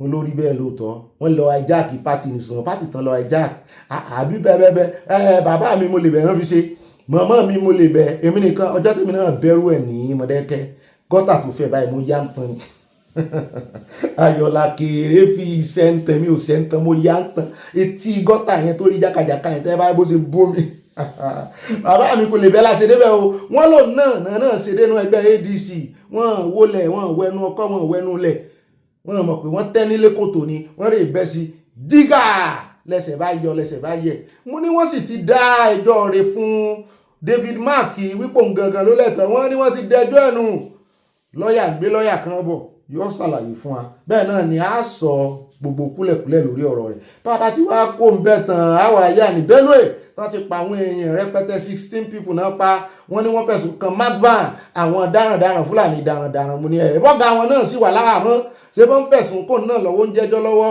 wọ́n ní wọ́n ti wá yọ ọ̀sùn ti ète o wọ́n ní kò kàwọn o àwọn ò mọ̀ sí o ẹ sì mọ̀ pé olórí magban náà pa ní Benue wọ́n ní wọ́n ń yarò ni ara wọn náà sì jáde wípé àwọn ìgbàgbé o àwọn máa padà wá yarò o wípé bó pẹ́ bóyá o ilé ìwà ya ṣùgbọ́n wọ́n ní wọ́n bá wọn fa ìfàǹfà lọ́wọ́ bóyá wọ́n ti wá fà kó tóra wọn bá a bá dé nínú àkójọpọ̀ ròyìn àjọrí bá a bá kó ń bẹ̀ tán àyà ní ọ̀dọ̀ Nuri Badu lẹ́nu ọjọ́ mẹ́ta ìlà tó ń gbọ́n pa rẹ̀ ó pẹ́ tá a ti gbọ́n pa rẹ̀ ó kàn go silent ó go mellow ó go airplane mode wọ́n ní atúkọ̀fìrí ẹ̀ pẹ̀lú US envoy mo ní kí ló tún ṣẹlẹ̀ ṣé bí US envoy bọ́ ti kó àwọn àmì wọn lọ ìwọ̀nba díẹ̀ nílé iṣẹ́ ológun Nàìjíríà ló kù wọ́n ní bóyá wọ́n fẹ́ renew contract mo ní ó dáa à ń bọ̀ bẹ́ẹ̀ gbogbo ń tán jọ sọ kí ni ìpàdé wọn dálé lórí àmọ́ àfọyín tààràtàrà lónìí náà ni kò ní dọ́là bá ti wá kó ń bẹ́ tán àyà lórí ọ̀rọ̀ ti Trump àti Iran ọ̀rọ̀ yìí ò lójútùú ó tún ti gbóná girigiri sí o gbogbo ọpẹ́ táwọn èèyàn dá tẹ́lẹ̀ pàápàá jùlọ irú àwọn Dangote and Co wọ́n ní epo òtún wọn ń torí pé Strait of Hormuz wọ́n ní Iran ti tì padà ṣùgbọ́n USA sọ wípé láíláí ẹ̀rẹ̀ ka ìwé Galatian pé àwọn gangan ni custodian báyìí fún Strait of Hormuz àwọn làwọn máa pàṣẹ ń bẹ̀ pé bóyá kan sí bóyá kan mọ́ sí pé ẹni ọwọ́ pọ́wọ́ tí Iran bá gbé pé wọ́n jẹ́yà wọ́n ń so bẹ́ẹ̀ náà ni a gbọ́ wípé wọ́n lò ní number 1 yẹn Trump lórí list àwọn tó fẹ́ pa nígbà tí wọ́n sí òkú Ayatollah lẹ́nu fẹ́rẹ́fẹ́ ìlẹ́nu lọ́lọ́ yìí ni wọ́n kọ́ gbàgàràgbàgàrà tó tún fi ń kọrin sẹ́mọ̀ wípé wọ́n mọ̀ ní ẹ pa Amẹ́ríkà ẹ pa Israel mọ́ sọ tẹ́lẹ̀ wọ́n ní wọ́n ti ẹ̀wà dárúkọ ẹ pa Amẹ́ríkà ẹ pa Israel mọ́ ẹ pa Trump ni wọ́n pariwo wọ́n tún wá dárúkọ àwọn kan Prime Minister tiwa náà wọ́n mọ̀ fún ọkọ̀ ẹ̀ bẹ́ẹ̀ lẹ́ni tí ò mọ̀ dá sógun lẹ́ni tó sọ fún Trump pé òun ò ní dá sí àwọn wèrè sì tún fowókọ̀ ẹ̀ sí nínú ìwé ìròyìn wọn kan pé àwọn táwọn fẹ́ parí ní West mo ní ẹ̀yin lẹ́ para yín ẹ̀yin fi ẹlúùlú lọ́rọ̀ yín ẹ̀yin lẹ́ ń pòjò okú léra yín lórí gbogbo ṣé ẹ rí ó ti tó ọmọ Léfì wọn náà ti wọn ló wà nínú Bíbélì náà tó lọ́n kọ wípé ńgbà tí ó sì ṣe pé Bíbélì àwọn tó mọ Bíbélì jù á lọ wípé ńgbẹ̀yìn ayé ńgbà tó sì ṣe wípé ọwọ́ àbúrò sì le lára ẹ̀gbọ́n ṣùgbọ́n ńgbà tó yá ọwọ́ ẹ̀gbọ́n náà wá le lára àbúrò wọ́n ní ibi tọ́lọ́run sọ̀rì wípé Trump lọ́lọ́run fẹ́ lò tí ó fi ṣíán ẹ̀jẹ̀ mọ́sàn tí mo fẹ́ sọ kí n sọ tí ó fi pọ́nrún nítorí tí Trump sọ nìyẹn wípé wọ́n lérò ń pa kàkà tí Iran ó fi pa tóun ó jẹ number 1 kíní lórí líìsì àwọn tán fẹ́ pa pé yóò pé nǹkan rè jẹ number 1 tiktoker mú níbo ló sún gbọ́rọ̀ lọ Trump ó ní ṣùgbọ́n àìbá àmọ́ ó lè yíwọ́ wípé òun ti fi àṣẹ sílẹ̀ òun ti sáyẹn ẹ̀ lẹ̀ pé kán mọ́ gbúrò Iran mọ́ láyé pé tó bá jóun náà lọ́lọ́run fẹ́ lò tó ń fẹ́ mí ìhùn lélẹ̀ pé wọ́n ní gbúrò Iran mọ́ lórí mo ní ká mọ̀ wò bẹ́ẹ̀ náà ni lórí ọ̀rọ̀ nuclear weapon wọn náà tún ti kú fún ìjẹ bàbá dénú àkójọpọ̀ ròyìn fẹ́ lójú gan ó dá òkú kan o wà fi hàn yà lọ́dọ̀ Oshiomole o mẹ́nu kúrò lórí ọ̀rọ̀ ti NNPC o wọ́n tún ti jókòó mi lórí owó tó sọnù Oshiomole ń lọ ogun báyìí ni ká ní bó ṣe ń lọ ogun yìí làwọn akẹgbẹ́ rẹ̀ náà ń lọ ogun ni ìbá ti kọjá owó ibi tí a wà yìí ó dà ń bọ̀ bẹ́ẹ̀ àmú wa bàbá dénú àkójọpọ̀ ròyìn ní rí jù báyìí lọ nínú àkórí ìròyìn wa bàbá dénú àkójọpọ̀ ròyìn fẹ́ lójú ó yá ẹja ya fọ́tò wa nínú Abala Sanawole ẹwẹ́ yẹ o. ó dẹ̀ jẹ́ ń gbé fìlà yẹn fàtẹ́gùn díẹ̀ èyí náà gbé borun no space for sharia in Yorùbá land no space for blasphemy law in Yorùbá land àwọn mùsùlùmí alálàáfíà nìkan láàyè gbà torí ìran Yorùbá ló mú àlàáfíà wọnú ẹ̀sìn yẹn ìtumọ̀ ẹ̀ náà ni wípé plus or minus division or multiplication gbogbo ọmọ Yorùbá tí ń ṣe ẹ̀sìn yẹn original ọmọ Yorùbá gangan lálàáfíà ṣe ara àwọn yòókù àlè fẹ́jú fún wọn wọ́n ń pariwo sàríà wọ́n ń pariwo ẹwà abọ́n náà ṣé o gbogbo bẹ́ẹ̀ ṣe ṣe idán tẹ́ pa májíìkì tẹ́ ṣe nílẹ̀ Yorùbá tẹ́ fi sáré gbà wọ́n mọ́ yẹn ó yẹ ẹwà abọ́n náà ṣe nílẹ̀ Haúsá mo ní ẹjọ́ wẹ́wẹ́ ẹgbọ́n tí Dr. Abati sọ lánàá wípé ẹ tanra yín ariwo mélòó lẹ pa báwọn Yorùbá ṣe pariwo yìí wọ́n ṣe sọ ìfẹ́ síra wọn yìí ẹwọ́ ẹ̀yẹ jàre àfi pàkà yọ́ọ̀yà kò ní yẹ̀lẹ̀ alákọ̀ọ́kọ́ ní Abala Sanawole ètò ní ẹjá sáré yà ní ọ̀dọ̀ arákùnrin tó ń sọ wípé irọ́ náà ń pa arákùnrin tá a gbé wá lánàá tó ní this is not the time of election kọ́ ló yẹ kán ṣe state police àgbébọ̀ padà afẹ́ wo yẹ̀yẹ́ rẹ̀ kó fira rẹ̀ ṣe yẹ̀yẹ́ níta gbangba ó ní títí coastal road tàn náà ń ṣe lọ Calabar ó ní rọ́ ni ó ní kò lè kú òlékòó Èkó náà fẹ́ ṣe wọ́n kàn máa kówó yòókù jẹ ní mo ní ṣé gbogbo tẹ́ ń sọ ń pọ̀ Olódòdè gan ṣé Olódòdè wà bú tó yìí ẹ ṣe yàkà báyìí náà ibẹ̀ lárábìnrin kan náà ti sọ fún wa wípé ẹ wá wo sáìdì ti Calabar rèé o wọ́n ti wọ́ dé Calabar o gbogbo omi tó gbà kọjá náà àwọn ṣe fídíò rẹ̀ o ṣùgbọ́n torí táìmù àwọn òráàyè torí kìí ṣe campaign làwa ṣe àwa campaign fèèyàn kankan ẹ jẹ́ agbóhun tó sọ ó tẹnu àbùkù lu Coastal Road pé kò lọ́ọ̀bì kankan. There is no Lagos Calabar coastal road. No, there's something Dave knows. That road is not going to cross Lagos State.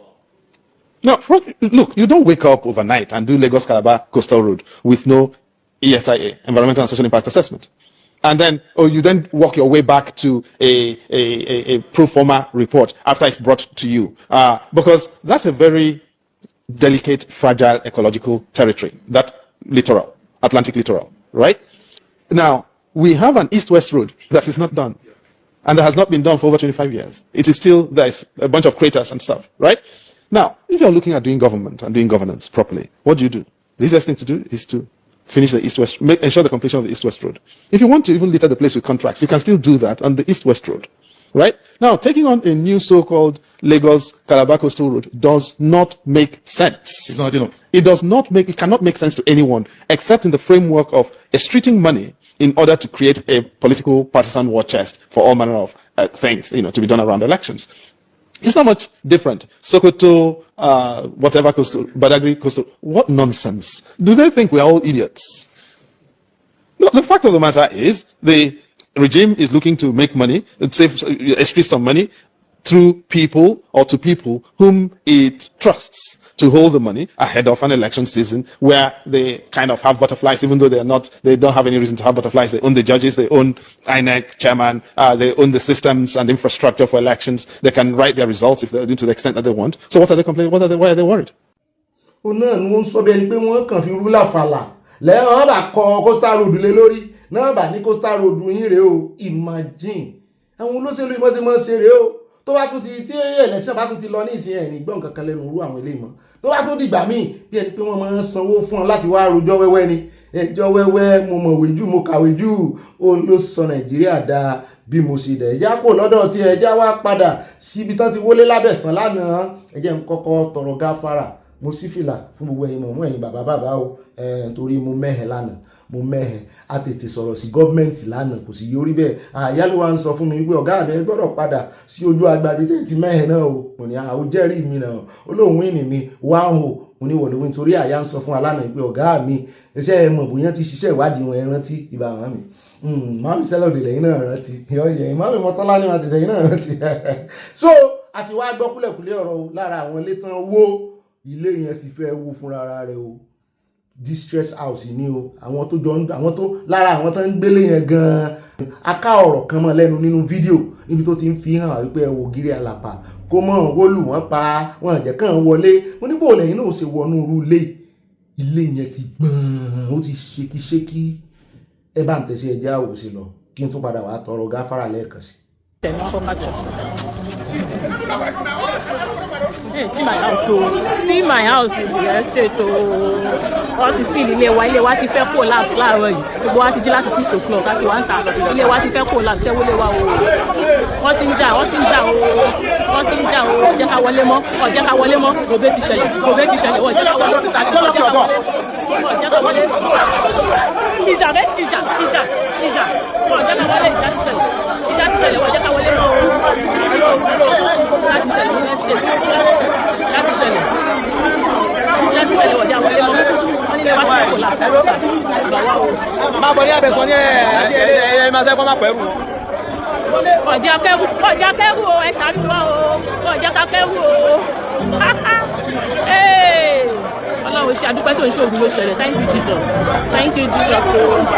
Ó náà nìyẹn òjọba ìpínlẹ̀ Èkó ẹ má bínú o nítorí ó dùn wá ní ara ajé lata wípé àápò lẹ́sìn mọ́ fi ti báyìí wọlé ṣùgbọ́n a ti rí wípé eléyìí ilé ló fẹ́ wó fúnra rẹ̀ kó mọ̀ sí pààyàn kó mọ̀ di wípé kílẹ̀ ń wọ àwa náà láti mọ́ bílẹ̀mù yín ẹ má bínú àtọ̀rọ̀ gáfárà nítorí àwa mọ̀gbà tó yẹ ká tọrọ gáfárà àmọ̀gbà tó yẹ ká sọ wípé rárá orí ráìtì wà láwà lélẹ́yìí asọ̀rọ̀ sí yín lánàá akọ́rọ̀ wà jẹ ẹ má bínú gbogbo ilé tó bá ti wá ń wó náà ẹ jọ̀ọ́ ẹ má ṣe irú eléyìí tẹ́ ẹ ṣe ẹ tètè má lé wọn kẹ́ ẹ sì má ṣe lálàyé fídíò yẹn má ṣe lálàyé kẹ́ ẹ tó wó tí ìbá ṣe ara wọn tó ṣe fídíò ní ìsìn àbámọ́ rí ó yẹ kí ìjọba náà fúnra ara wọn kàn ṣe fídíò yẹn irú eléyìí ní ìsìn á ṣe o ọjọ́ báyìí láti ní kán kò ń bẹ́ o àwa aláṣẹ wa fi téèpù sí o ẹ wo bí tó ti fẹ́ wo ẹ wo bí tó ti ń gbọ́n o ẹ rí i pé àwọn yòókù náà ti lé wọn bá rí bẹ́ẹ̀ ẹ fi sòkò ọ̀rọ̀ sí wọn ní àrókù lẹ́ fi pa fún wọn oníkálukú nínú ìkórè túnlé ẹ̀ sí tàbí kó kúkú dàwó ó dẹ̀ ẹjẹ́ àtẹ̀wájú wọn ti dárí jìn àròjọ́ mùsùlùkùn ẹjẹ́ wá yà lọ́dọ̀ Sowore ibi tó ti ganu sí máìkì wípé òun sì wà ń bí o bó ti ẹ̀jẹ̀ wípé òun ń pààrà ilé ẹjọ́ ni òun parambulate ilé ẹjọ́ bẹ́ẹ̀ náà ni DSS ń fẹ̀sùn kàn wípé ó ń lo tactics delay pé kò sí tó yẹ kó dá ẹjọ́ ìdúró àwọn tètè fẹ́ mójútó ẹjọ́ yìí kàn mọ̀ bóyá ọ̀ràn jẹ̀bi àbí Sowore ni ìkan ó ṣe kan bẹ̀ Sowore wá ní nínú ẹ̀ náà ló ń ti ráyè o ẹni tó bá mọ ẹbí tàbí ará DJ Chicken pé kó kàn sí òun fẹ́ gbèjà rẹ̀ mú níwọ̀ ìbọ́mọ rẹ̀ ti sọ̀rọ̀ wípé tí bàbá òun kó gbafẹ́ díẹ̀ ń bẹ̀ kí wá ń tiẹ̀ bọ́mọ rẹ̀ bá ti sọ̀rọ̀ ara ẹbí rẹ̀ náà nù ó lọ́mọ kékeré ní í ṣe ọmọ yẹn o. If anyone knows how to reach DJ Chicken's family or relatives, I will be happy to advocate for him and help him challenge the burdensome charges brought against him by jobless police. It is appealing that this Tinubu regime continues to direct its prosecutorial power against so many young Nigerians. I want to help get DJ Chicken out of prison because I do not believe he deserves to spend a day behind bars. He is entitled to his liberty under the law. It is Tinubu who ships young ladies on private jets to Abuja who are drugged and are tán ṣe party pé wọ́n bára wọn sùn wọ́n ṣe in Abuja who needs to be in prison. Ọmọyẹlé Sowore ló sọ bẹ́ẹ̀ mo ní ẹ̀sùn tó lé sí fún un kan tún fẹ̀sùn kàn sí kó mẹ́rì jáde àwọn ọmọ bóyá ṣe Tinubu ó gbé bóyá yóò fi ṣe irú tí DJ Chicken náà irú ibi tán rán DJ Chicken lọ bóyá wọ́n rán náà lọ rẹ̀ ṣùgbọ́n ṣe tí DJ Chicken sọ ṣe ọdún Sowore náà ó right láwọn ibì kan o according to law ni wípé ó yẹ kán gba béèlì ṣùgbọ́n èmi ò mọ lọ́ọ̀dẹ bẹ́ẹ̀ bóyá tó bá ti rí criminal law tó ń dún kùkù lájà kú mọ́ ẹ̀yàn tó fẹnu ara rẹ̀ sọ irú steez wo ló ń ṣe irú trend wo ló fẹ́ trend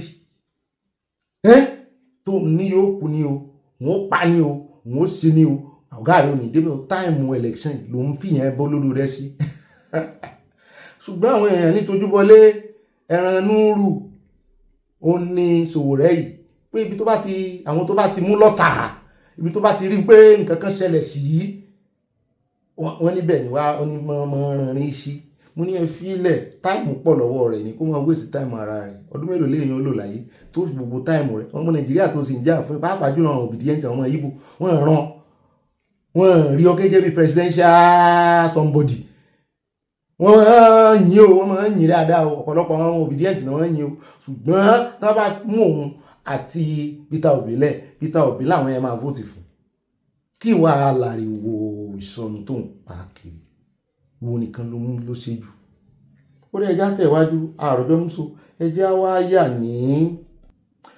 wáyà lẹ́kọ̀ọ́ padà ní tá a ti gbọ́ fọ́nrán kan tá a lò lánàá ọmọ kan tí ń dalẹ̀ sójú gọ́tà lẹ́kọ̀ọ́ wọ́n níjọba ìpínlẹ̀ Èkó ti wá rí o wọ́n ti wò ó lórí Google Map wọ́n ti mọ location rẹ̀ according to Wahab tó jẹ́ Commissioner for Environment the woman who resides at number 56 Adaranijo Street Pedro Somoluwa àrẹsẹ́pà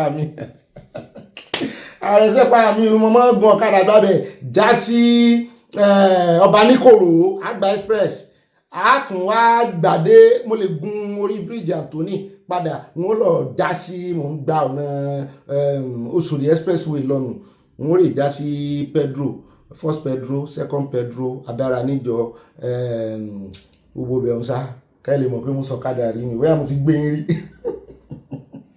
ẹni ń bò sí mo bóyá mo ti gbé yín rí tí mi ò gbowó ẹ bá mọ owó mi o owó tí mi ò gbà yóò ti lé ìwọ Ọlọ́run dáríjì mi o mọ̀ọ́mọ́ aláìkí máa fẹ́ yín síta ni wọ́n ní earlier today we received a report that a woman ẹni ló jẹ́ kí n pe woman ni woman wọ́n ní earlier today we received a report that a woman ẹ̀rínsìn pamílẹ̀ identified as Mrs. Kati of number 56 Adaranijo Street Pedro Shomolo allegedly encouraged ẹ̀rọ gbàbẹ̀ sí kínní náà a lè gba ẹ̀yìn adára níjọ a lè gba bẹ̀jà sí Ladyland ẹ ló ti tó. Sanwó-Olú allegedly encouraged a child to dispose refuse àrí lánàá wọn náà ti lọ mú. Following the report báyìí wọ́n ní Wahab said the incident underscored the need for parents and guardians to teach children responsible environmental practices instead of encouraging action that could obstruct drainage. Kì í tiẹ̀ ṣe time yìí. We expect every resident to act responsibly. Kì í ṣe time yìí.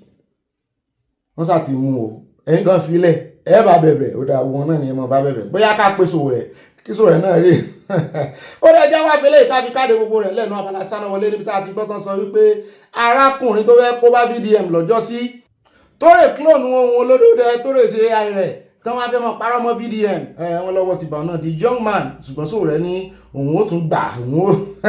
The young man accused of cloning President Bola Tinubu's voice Ifechukwu Dennis mọ̀nmọ́ náà ni the alleged originator of AI generated voice notes impersonating the president had languished in police detention and later in the Kuje Correctional Center. Today, however, human rights lawyer Prince Wayne Esquire, a Luther icon, Chikeze, secured his release. We were present in court to witness it. We have since confirmed that he has rejoined his family. So, we have now learned that the Nigerian police force has 5 fresh charges against him at the Federal High Court in what appears to be a continuation of his ordeal.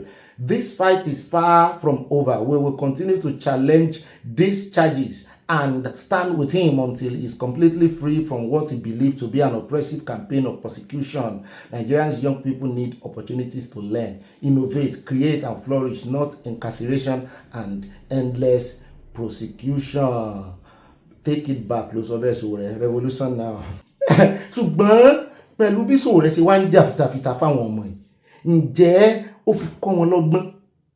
Ẹ wo irú eléyìí tó jókòó nínú yàrá rẹ̀ náà ẹ wo irú eléyìí tó jókòó nínú yàrá rẹ̀ náà lánàá tó kọ oríṣiríṣi nípa kí ló kọ rẹ̀ nípa gómìnà Anambra yìí Soludo àtọmọ rẹ̀ tó wá tá a gbé wá sórí òkè jẹ́wọ́ ẹsẹ̀ rẹ̀ lánàá tí wọ́n ń fẹnu ara rẹ̀ tó wọn kì í Sowore náà tún débẹ̀ ní kọ́ ọmọ gbọ̀n lẹ̀ ó dáa ṣùgbọ́n bó lọmọ Nàìjíríà ṣe fẹ́ kọ́gbọ́n wípé kéèyàn jókòó kó dìídì mọ́ parọ́ mọ́ yẹn tí ó ṣẹlẹ̀ kó sì formulate ẹ̀ kó fabricate ẹ̀ ní máa dógun lẹ̀ irú nǹkan bẹ́ẹ̀ yẹn. Sowore náà sì rè náà kọ́lọ́hún ṣàánú wa ni torí lẹ́nu ọjọ́ mẹ́ta yìí àfikún rẹ̀ pọ̀ wà ní rí bá lọ́nà Abala ti Sanawole ní pápápá ẹjẹ̀ ń pa àyàwọlé káyọ̀ gbọ́ àdúgbò náà Abala yìí lólùfẹ́ Abala comment section àròjọ mùsùlùkùn ẹ̀mọ́jú ojú 55 lines lọ. God bless you. Mo mà tún kí n káàbọ̀ sínú Abala yẹn lólùfẹ́ Abala comment section bá mi Olúwadésínà wọ́n gbàdúrà fún àwọn send love sí àfáyà mẹ́ta àdúrà yín ti gbà lórí pẹpẹ iná. Bẹ́ẹ̀ náà ni Alhaja Ramat Títíláyé wọ́n ní ibà màmí àti àyà ẹ káàbọ̀ sí dáadáa lẹ́dẹ́ àti ń retí yín o ẹ káàbọ̀ sí dáadáa lẹ́dẹ́ ibà Bobbylicious ibà Bobby lobby ètò yá o ẹ wá gbé wa débẹ̀ ọlọ́ọ̀ni ojú adébẹ̀ yóò yé màmí Ramat Títíláyé ìdùnnú ni mo bá yín ìdùnnú ò ní fi lé yín lẹ̀. Bẹ́ẹ̀ náà ni Àtúnfúnmilọ́lá Bello màmí wọ́n ní Ọ̀gbẹ́ni Bobby ọkọ̀ wa sálàfíà lẹ́wà sà I love you too comment yín kéré lónìí o ṣe é ṣàwà dáadáa. Bẹ́ẹ̀ náà ni mọ́mí Grace Olùṣòótọ́ wọ́n ní mo kí obì àti gbogbo àwa ìdílé aláyọ̀ ire àtàlàfíà yìí pé a kú ọjọ́ ajé òní o wọ́n ní ajé àfilé wa àti ìdílé wa àtọ̀dẹ̀dẹ̀ wa àpò wa ṣe ibùgbé títí láíláí àwíṣe àfọ̀gbọ́hùn nítorí kòsẹ̀kòsẹ̀ ní tìlákọ̀sẹ̀ tó àbọ̀ àwọn èṣù Yorùbá nation no going back. Bẹ́ẹ̀ náà ni olórí ọ̀dọ̀ White Team wọ́n ní Ọ̀gbẹ́ni Bobby àtàyẹ káàbọ̀ àti wà níkàlẹ̀ fún ìròyìn Sanawole wọ́n ní ọjọ́ ajé ètò ní òun sí dáadáa lédè dáadáa ní gbogbo ilẹ̀ retí mi k'Ẹlẹ́dùmarè bùkún gbogbo wa ní orí ìkànnì ẹbí aláyọ̀ ìyá mi Ọ̀gbẹ́ni Bobby ẹ̀kọ́ ètò Ọlọ́run ní tó bá mi o. Bá mi òkè ńlá Adédọ̀tún wọ́n ní olùkù mi akú iṣẹ́ òní o iṣẹ́ nu o wọ́n ní iṣẹ́ ẹ̀rí ọ̀rọ̀ alágídí agodi kò tó nǹkan o wọ́n là ń pọ́n lójoojúmọ́ bíi mọ́ínmọ́ inú ewé o bí ṣìgìdì yóò tẹ̀ ló máa ní odò yá láti lọ o kí ó máa tẹ̀síwájú nínú ìrìn àjò àbùkù yìí pé ṣe bí àrà tó bá wẹlẹ́dẹ̀ ní fi ọ̀gọ̀dọ̀ dá àmọ́ ṣá yóò kan ìdín nínú iyọ̀ bí kò bá tẹ̀ jẹ́jẹ́ ẹ̀sùn kurun gbogbo àwọn ìran tán ń rí lé lórí ló fẹ́ mọ̀ ṣe màámi mòró mú bọ̀ ẹ̀jà àti mòró ohun adébọ̀mí wọ́n ní Ọ̀gbẹ́ni Bobby mi tó tọ́ my darling thing wọ́n ní ẹ kú iṣẹ́ orílẹ̀-èdè Yorùbá o wọ́n tẹ love rẹpẹtẹ sí mi àyáwá gbẹyọ kan ń bẹ̀. Màámi Dorcas Jalo ní Netherlands, Màmá Bobby wọ́n ní àyà àti brọ́dà mi Ọ̀gbẹ́ni Bobby wà sálàáfíà ní o, ẹ̀kú iṣẹ́ òní. God is your strength. God is our strength. Ọlọ́run ló gbé gbogbo wa ró. Wọ́n ní à ń fún ojú lóúnjẹ Ọ̀gbẹ́ni Bobby, ẹ̀yin náà ń gbé wa débẹ̀, Ọlọ́run ní gbé gbogbo wa débẹ̀, wọ́n thumb up sí a. Màámi Grace Olùṣòótọ́ wọ́n ní àwọn àdúpẹ́ orí àná orí òní kódà àdúpẹ́ orí ọ̀làálẹ̀ o àti ọjọ́ gbogbo lọ́wọ́ ìṣẹ̀dá wa o ṣeun nítorí ọpẹ́ ní tiwa lọ́jọ́ gbogbo ní àṣẹ Èdùmàrè. Àmín. Mo padà dọ́dọ̀ Màámi Fúnmilọ́lá Bello, ẹ̀rù bà mí pé just one line. Wọ́n ní Ọ̀gbẹ́ni Bobby ọkọ wa kí ló ń ṣe àwọn ẹlẹ́sìn alákatakítí wọ̀nyí gan. Ọ̀nà ọpẹ́ àwọn ọmọ Yorùbá pọ̀ jọjọ o. Orí mi wú pẹ̀lú praises wọ̀nyí. Olúwa fún gbogbo yín ní àlàáfíà pípé. Àmín o. Love you. Wọ́n tẹ love sí a kò ní yọ ẹ̀yin náà lẹ̀ 100%. At YTM, wọ́n ní foreign religion is a divisive, cruel weapon in Nigeria. May God let Nigerians embrace and respect culture of diversity in our religious beliefs for peace to reign in the nation. At Remi Ekitiman, wọ́n ní Ọ̀gbẹ́ni Bobby, please, what is the title of the Orlando song? Please supply the title. Èmi gan ò rí title ẹ̀ o. Mo rí title ẹ̀ o, Ọlọ́run, mo ti ń wá, mo rí mẹ́sẹ̀gì yín àtàlẹ́ àná, mo ti rí mẹ́sẹ̀gì yín, mi ò mọ title ẹ̀. ChatGPT gan ò get yẹ. Bẹ́ẹ̀ náà ni Akórèdé Ìyábọ̀ wọ́n ní ẹ̀ka alẹ́ o. Wọ́n ní ẹ̀kú ètò Ọlọ́run ní nítorí bá pọ́n gíláàmù ń jẹ́ yín gbogbo ilé aláyọ̀. Mo kí yín kú ọ̀sẹ̀ tuntun. Ó bí ẹ̀mí àyín ní ìwò ní ìdí àmójútó bẹ́ẹ̀ ni àgbo ẹ̀kú ọwọ́ kan. Odò àgbéwà kò ní gbọ́dàlẹ̀. Yorùbá Nation no going back. Wọ́n fi nǹkan panu rẹpẹtẹ ránṣẹ́. Mo rí ọ̀gẹ̀dẹ̀, mo rágbàdo. Bẹ́ẹ̀ náà ni mo rí love. Màámi Victoria Bàdéjọ mo ti dọ́dọ̀ yín o. Kò sí wáìnì lónìí torí àárín ọ̀sẹ̀ la wà. Mo jẹ́rìí. Wọ́n ní good day gbogbo ẹbí aláyọ̀. Flower náà kó wa. Lò bẹ́ẹ̀ náà ni. Àmọ́ gbóòórùn flower. Olóòórùn dídùn wọ́n ní Olúwo ti gbàbọ̀dẹ̀ fún Ìwó o. Tinubu ní láti yẹ ọwọ́ rẹ̀ wò. Kò sáàtẹ fún ṣàríà, kò sáàyè náà fẹ́ kò sáàyè fún ṣàríà nílẹ̀ Yorùbá. Ẹni tó bá gba ìbọ̀dẹ̀ gún fún ilẹ̀ Yorùbá yóò bá ilẹ̀ lọ. Odò nation no going back. Ire o, wọ́n tẹ lọ́ọ̀ sí a, wọ́n fi flower dá láàrin. Mọ́ mi ó ti pẹ́ mo mọ̀ abẹ́sí wọ́n fi flower dá tipẹ́tipẹ́ nìyẹn. God bless you. Wọn ò ní wáyé tí at Florence Alade mọ́ mi ní ibà fẹnu já géètì bẹ́ẹ̀ ni o fẹnu wú ní o àkànní já lásán. Ibà Valentino, ibà Sanawole, ibà Parambuleti. Olúwa yóò máa fún yín ṣe, Olúwa ń bá wa ṣe ní àti kò level kó Olúwa máa fún wa ṣe mọ́ mi. A ó jọ dé ilẹ̀ ìmúṣẹ ìlérí láìpẹ́ níbi tí àìkú ti ní ìgbà ṣàríà àṣẹ wà. Ọlọ́run kò ní padà lẹ́yìn Ìgbòho ṣàwọ̀ àwọn ọ̀dàlẹ̀ lójúmọ́ àti ẹ̀kẹ́ àyà àtàwọn ìbẹ̀ta wọn gbọ́ wọn tẹ love rẹpẹtẹ sí àti. Mọ́mí Stella Ògúnbàjò wọ́n ní lóòótọ́ ni mo ṣẹ̀ṣẹ̀ gbà pé Gumi ni bàbá ńlá àwọn agbénipa agbésùnmọ̀mí wọ̀nyí. Abájọ tí Gumi sọ fún bàbá Tinubu pé kí ó lọ pe àwọn ọmọ ogun Turkey wá láti wá darapọ̀ mọ́ àwọn ọmọ ogun ológun ìlú Nàìjíríà. Àṣé Gumi ti kó wọn wọlé tipẹ́tipẹ́ láti wá máa ṣiṣẹ́ ibi, kò ní yẹ owó yín papọ̀. Àṣẹ wà ní capital letter. Bẹ́ẹ̀ náà ni mo yà lọ́dọ̀ lecturer mi Màámi Fatima Alhaja Abubakar wọ́n ní ẹ̀kú ètò sá Bobby Ọlọ́run ní nítorí ibà sojú abẹ́ǹkò, ibà pọ̀, ibà yànnànà, ibà lẹ̀jẹ̀lì, ibà pàkà. Wọ́n tẹ love rẹpẹtẹ o. Ẹ kò ní rí ogun ìbànújẹ́ láṣẹ Ìdùmarè àmì àtẹ̀yìn náà àti gbogbo wa. Àṣẹ wà Yorùbá Nation no going back. Inshallah àwọn alálàáfíà mi rè. Tí n bá ń sọ mo mọ àwọn tí mò ń sọ mo mọ̀ di tí mo ṣe ń sọ kò sábòsí ń bẹ̀. Bẹ́ẹ̀ ni àwọn alálàáfíà rè nínú Mùsùlùmí. Bẹ́ẹ̀ náà ni Adébáyọ̀ Adédìgbà wọn ni mo fi ìdùnnú kí gbogbo ilé aláyọ̀ ayọ̀ wa kò ní dìbànújẹ́. Ọ̀gá mi Bobby Ọlọ́run lọ́gá owó wa. I miss your program since last 5 days. Ọlámídé Adébáyọ̀ Motors. Èmi náà gbúrò yín from Kútọ́nù. Mo kí gbogbo àwa ìdílé aláyọ̀ gbogbo ìdílé aláyọ̀ ń kí yín o. Bẹ́ẹ̀ náà ni màámi Anna ń sùn mórí pọ̀ yín o pọ́pọ́pọ́ pé mẹ́jọ àyà kó wọlé kó páàkì ẹ̀ dáadáa. Wọ́n tẹ lọ́ọ̀sì àti nǹkan ìpanu. No space for Sharia law in Yorùbá land capital letter náà fi kọ́. Àtọ́làtọ̀ a ò fẹ́ yé àwa ò fẹ́ Oòduà nation no going back. Màámi Olúfúnkẹ́ Fájimọ́lú news wọ́n ní Bobby Ṣèyí Mákindé wà ní Bauchi pẹ̀lú Bala Mohammed nígbà tí àwọn ọmọ oríire sì wà nínú àkámọ́.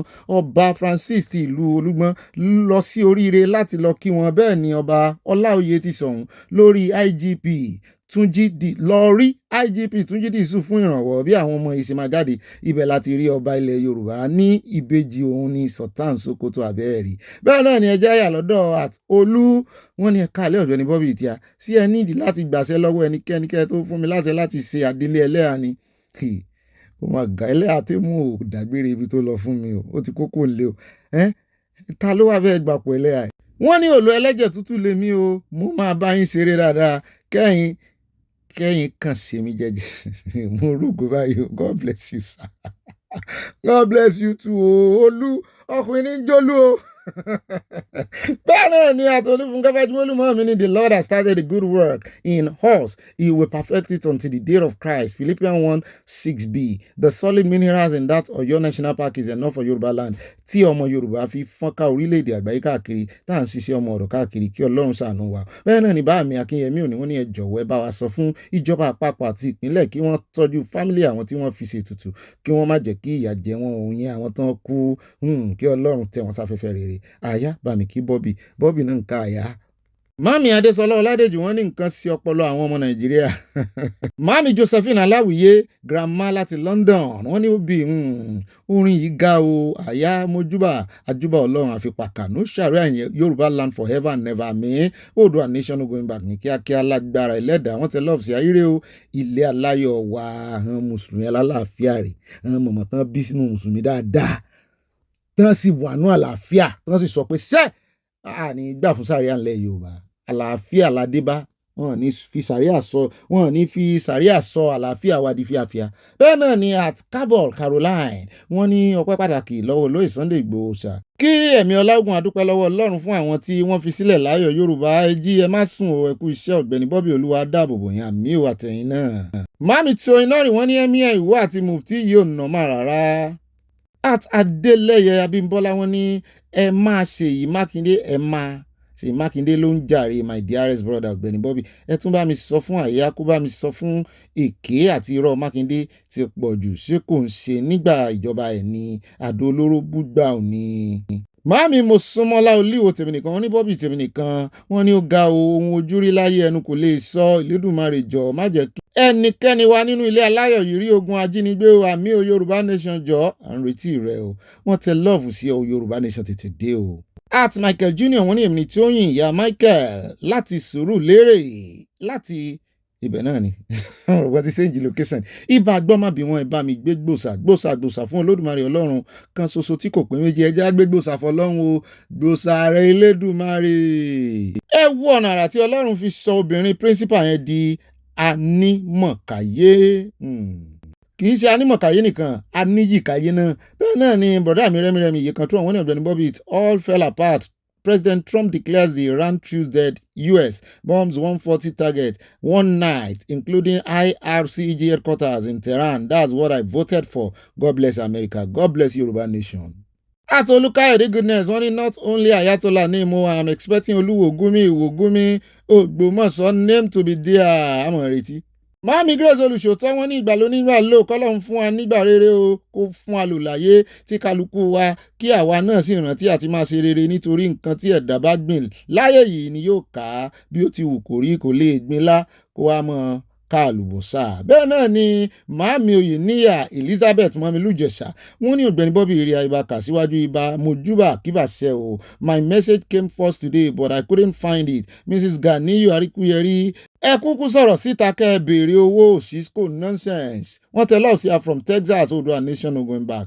Bẹ́ẹ̀ ni o Mọ́milújẹ̀ṣà mú rí o ṣé wá rí issue ni wípé ṣé every time tí kíní ẹ̀ máa ń ka countdown tí nọ́mbà máa ń ṣòtò máa ń kọrin yẹn tí kọ́mẹ̀ntì bá wá ń gbà yẹn tó bá fi lè bẹ̀rẹ̀ báyìí tó bẹ̀rẹ̀ streaming YouTube mi rí kọ́mẹ̀ntì pé akẹ́mọ́ dúró kí program bẹ̀rẹ̀. Number 1 nìyẹn mọ́ wọ̀rí bẹ́ẹ̀ náà ni at Michael Junior wọ́n ní èmi ní tó yìnyín Michael kò sí bí wọ́n ṣe lè sọ̀rọ̀ lórí Oríire school orúkọ Sunday Igboho ó ti wọ ìwé ìyè gbogbo ayé ló mọ̀ sí ọ̀rọ̀ yẹn wípé Sunday ṣe gudugudu méje yàyà mẹ́fà tó bá dé Germany London America Germany ni okay èmi náà mo ní ẹ̀wọ̀n kan Yorùbá. Canada all over the world wọ́n máa gbé gẹ́gẹ́ ní bẹ́ẹ̀ ni o. Mami Stella Ogunbajo wọ́n ní kásá máa dúpẹ́ lóòótọ́ o. Sunday májàsọ́lọ́mọ Adéyẹmọ ọmọ Aládìkún Ìgbòho òòṣà ọ̀rọ̀ rẹ̀ ò gbẹ́jọ́ wẹ́wẹ́ kásá máa dúpẹ́ gbogbo ẹnikẹ́ni kéèyàn tí wọ́n bá pe orí rẹ̀ níbi ìgbéròrò làràǹké wọlé ìgbéròrò ìbásí ọkùnrin àtobìnrin ni. Agbára Ọlọ́run wọn ní irun yẹn ṣéjẹ̀bùlẹ̀ fi kọ́ ni Àtàbíọ́dún Adéyẹmí wọ́n ní kì í ṣe ẹbí 419 tó ń yin Buhari pé ìjọba ẹ̀dá báwo ni kò ṣe ní sọ bẹ́ẹ̀ wèrè ní ọ̀pọ̀lọpọ̀ wọn ò kí ni Àtíkù tún fẹ́ gan-an tí kò lọ jókòó ara ẹ̀ jẹ́ àbí kí ló gbàgbé sí ọ́fíìsì tó fẹ́ lọ mú níbẹ̀ bó bá tiẹ̀ gbàgbé nǹkan bẹ́ẹ̀ á ní kán bó ń post ẹ̀ ibà gbé wa débẹ̀ yóò dára fún yín àmì ò àtẹ̀yìn náà Yorùbá nation no going back wọ́n tẹ lọ́ọ̀sì àti nǹkan panu. Mami Stella Ogunbajo wọ́n deliver pọ̀ yín o. Amazon ló gbé wá Oòduà Nation no going back. God bless Oòduà Nation. Tẹ̀lé ọ̀sẹ̀ mami rẹ́rìn músẹ́. Wọ́n á lọ́gbẹ̀ni Bobby ṣá dramatic. Bẹ́ẹ̀ náà ni at Fumbo kún náwọ̀. Àyà kí ló ń fojú ẹgbẹ́ owó mi sí. Ọ̀gbẹ́ni Bobby wọ́n ní pọ̀ deliver package wọn fún mi. Yorùbá Nation no going back. God bless Yorùbá Nation. Wọ́n tẹ love sí àti nǹkan panu. Alára àgbà ìdá. Ọlọ́run ló fún alára dá. Ó yá ẹja àtẹ̀kọ̀ létí sí ọ̀dọ̀ at Adélẹ̀yẹ Abímbọ́lá wọ́n ní ẹ jẹ́ kí wọ́n fi bàbá wa Olódòdẹ sílẹ̀ kí wọ́n mú ẹni tí wọ́n bá mú gẹ́gẹ́ bí igbákejì wọn. Ìbá ló mú Málámùté gẹ́gẹ́ bí igbákejì. Ó yẹ tíṣà ó sì tún yẹ ọmọ Liz. Ó máa wo bàbá wa Jagaba nígbà tí ó bá ọ̀dà òyìnbá. Bẹ́ẹ̀ náà ni àti Oyèyẹmí Sàlá wọ́n ní mo kí yàn Ọ̀gbẹ́ni Bobby àti gbogbo ẹbí aláyọ̀. Wọ́n ní òní ọjọ́ ajé á fi ilé wa ṣe ibùgbé àmì àṣẹ ìjà ìlara. Kì í tán bọ̀rọ̀ à ń jù wọ́n lọ kò ṣe wí lẹ́jọ́ Gani Adams. Wọ́n ní ọdẹ rẹ vigilante rẹ ti ń sọ Elédùmarè. Orí ẹ̀gún ló máa kú sínú ṣàrẹ́ Yorùbá land Yorùbá Nation no going back. Wọ́n tẹ love sí wa yọ yẹ mọ̀mọ́ mi o mò ń gbádùn yín. Bẹ́ẹ̀ náà ni àti Oyèyẹmí Sàlá wọ́n ní Ọ̀gbẹ́ni Bobby ẹjọ́ àgbúrò ẹlẹ́yà lẹ́nu ọjọ́ mẹ́ta yẹ bá wa pé wọ́n o wọn ò tẹ́lẹ̀ àgbà lọ o wọn ọmọ bó ṣe rìn o èèyàn kan nísìnyí náà ń jẹ́ láò olú náà ń jẹ́ ọkùnrin ní jólú wọn náà fẹ́ gbà pẹ̀lẹ́ àmọ́ ni àbẹ́yẹlẹ ẹlẹ́yà lọ wọ́wọ́ ọmọdé àsìpìlánò láti béèrè o. Bẹ́ẹ̀ náà ni báàmì òkè ńlá Adédọ̀tí wọ́n ní ẹlẹ́yà ò tí wàárì ní ìyàwó ṣíìpù wọn ni ò jàre pẹ̀lú Bonvita milk àbọ̀kọ̀ Bonvita àti envelope torí náà lẹ́ẹ̀ṣẹ̀ dúró wọn lẹ́nu ọjọ́ mẹ́ta yìí a sì sọ fún akìlọ̀ fún ṣe ló ń halẹ̀ rídùmọ̀ ni o. Bẹ́ẹ̀ náà ni mo yà lọ́dọ̀ bá mi aláyọ̀ wa Adépọ̀jù Adémọ́lá wọn ní aláyọ̀ wa ó ṣe kókó kéèyàn kọ́lé sí Nàìjíríà ẹ̀wọ̀n tó ń ṣẹlẹ̀ ní South Africa ó dára kéèyàn ṣe nǹkan sílé kéèyàn lè rí nǹkan dé bá lábẹ́ bó ṣe wù kó rí àjò kò lè dàbí ilé wọn tẹ lọ́ọ̀sì àti nǹkan panu òótọ́ lẹ sọ o.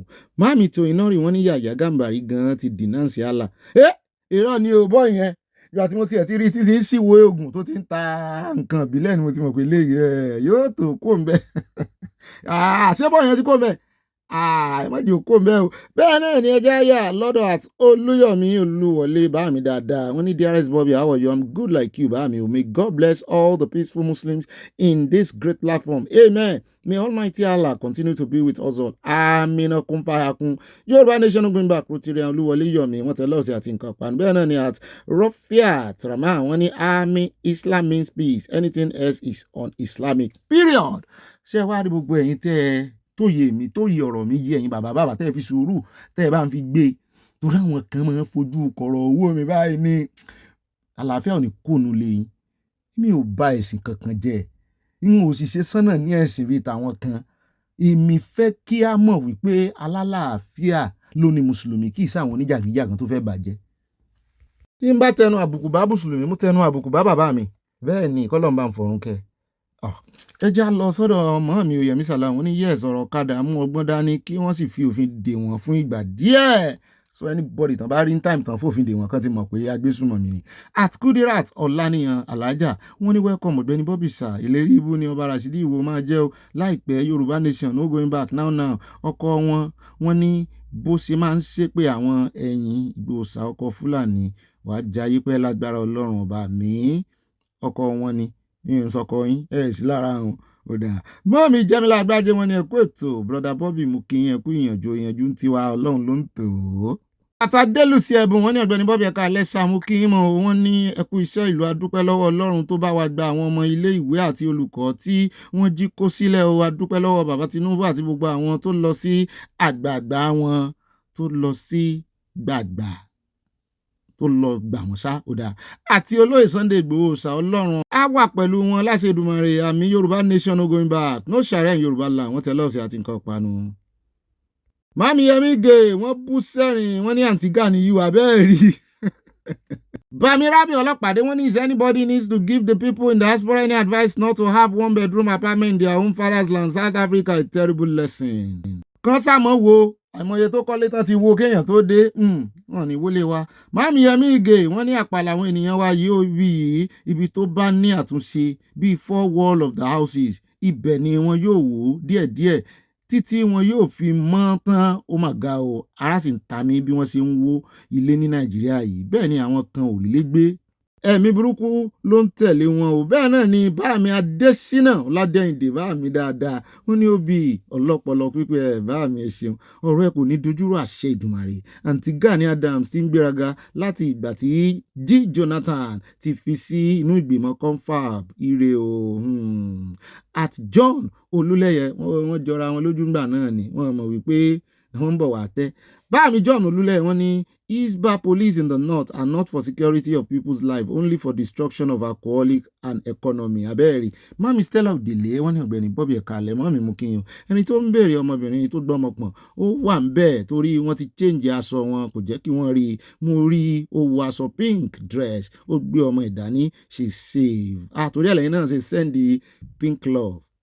Love pink ṣíà. Bẹ́ẹ̀ náà ni mọ́mí Eunice Falaye wọ́n ní kí Olúwa jọ̀wọ́ má ṣe fi ààyè gba ajá Olúwa àti àwọn ìṣọ̀gbé rẹ̀.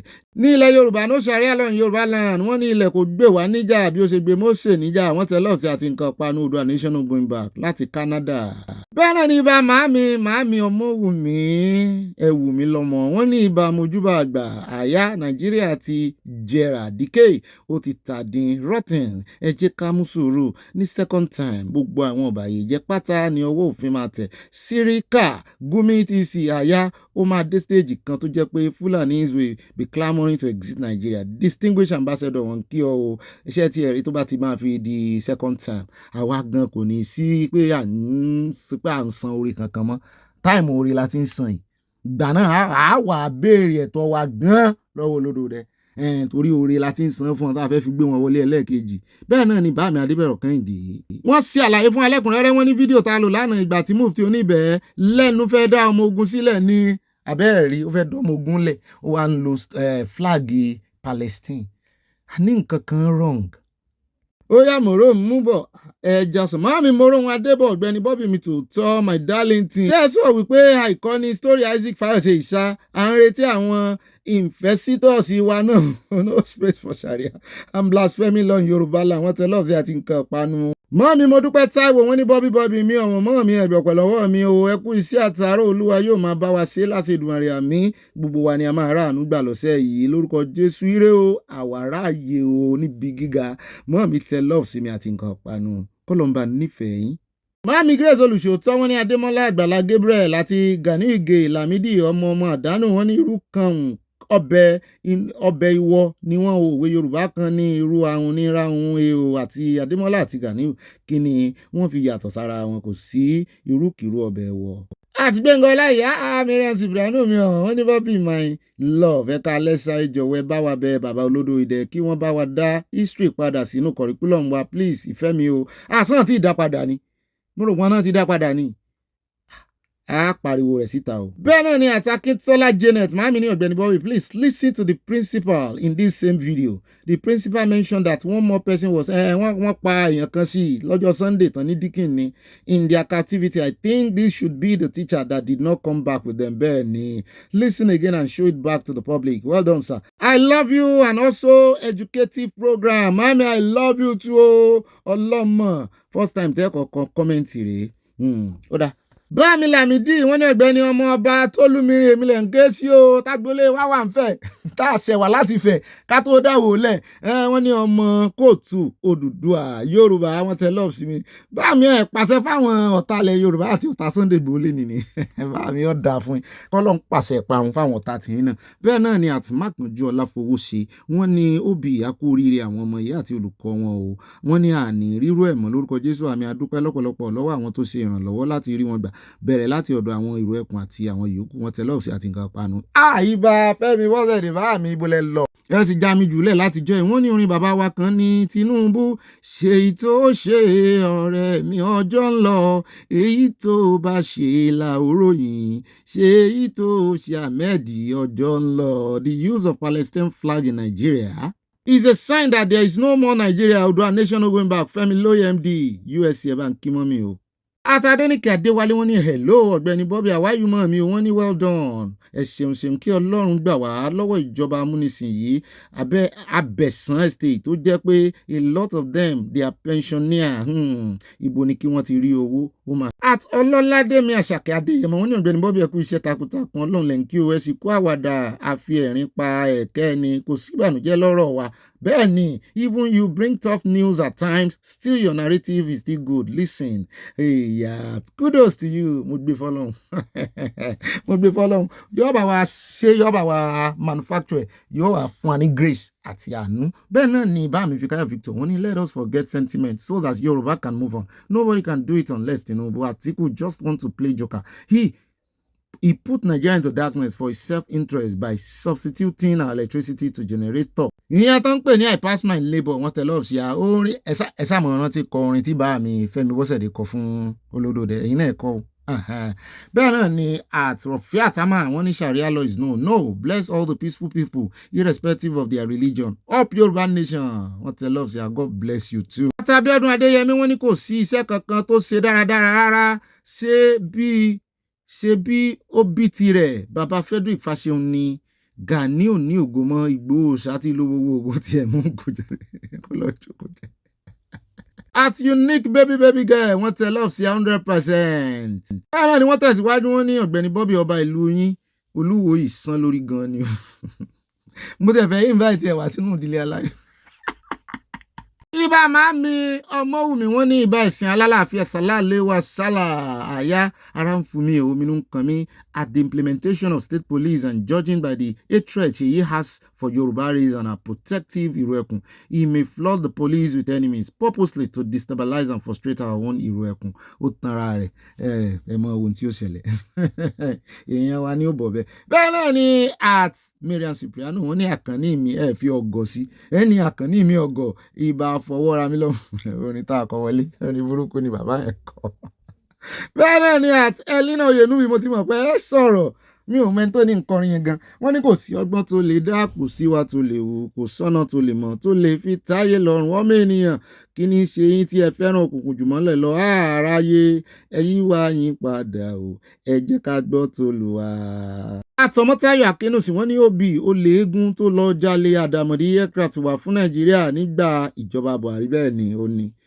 Mami Dorcas dúró Olúwatúnmiṣe wọ́n ní from Koiki Media CSI kìlọ̀ fún Ìróẹ̀kùn pé kí wọ́n má ja ìjà ìgboro pẹ̀lú OPC nítorí wípé àwọn OPC ti bẹ̀rẹ̀ ìjà ìgboro pẹ̀lú Ìróẹ̀kùn báyìí from Providence Rhode Island ara wọn gbẹ̀kan gan.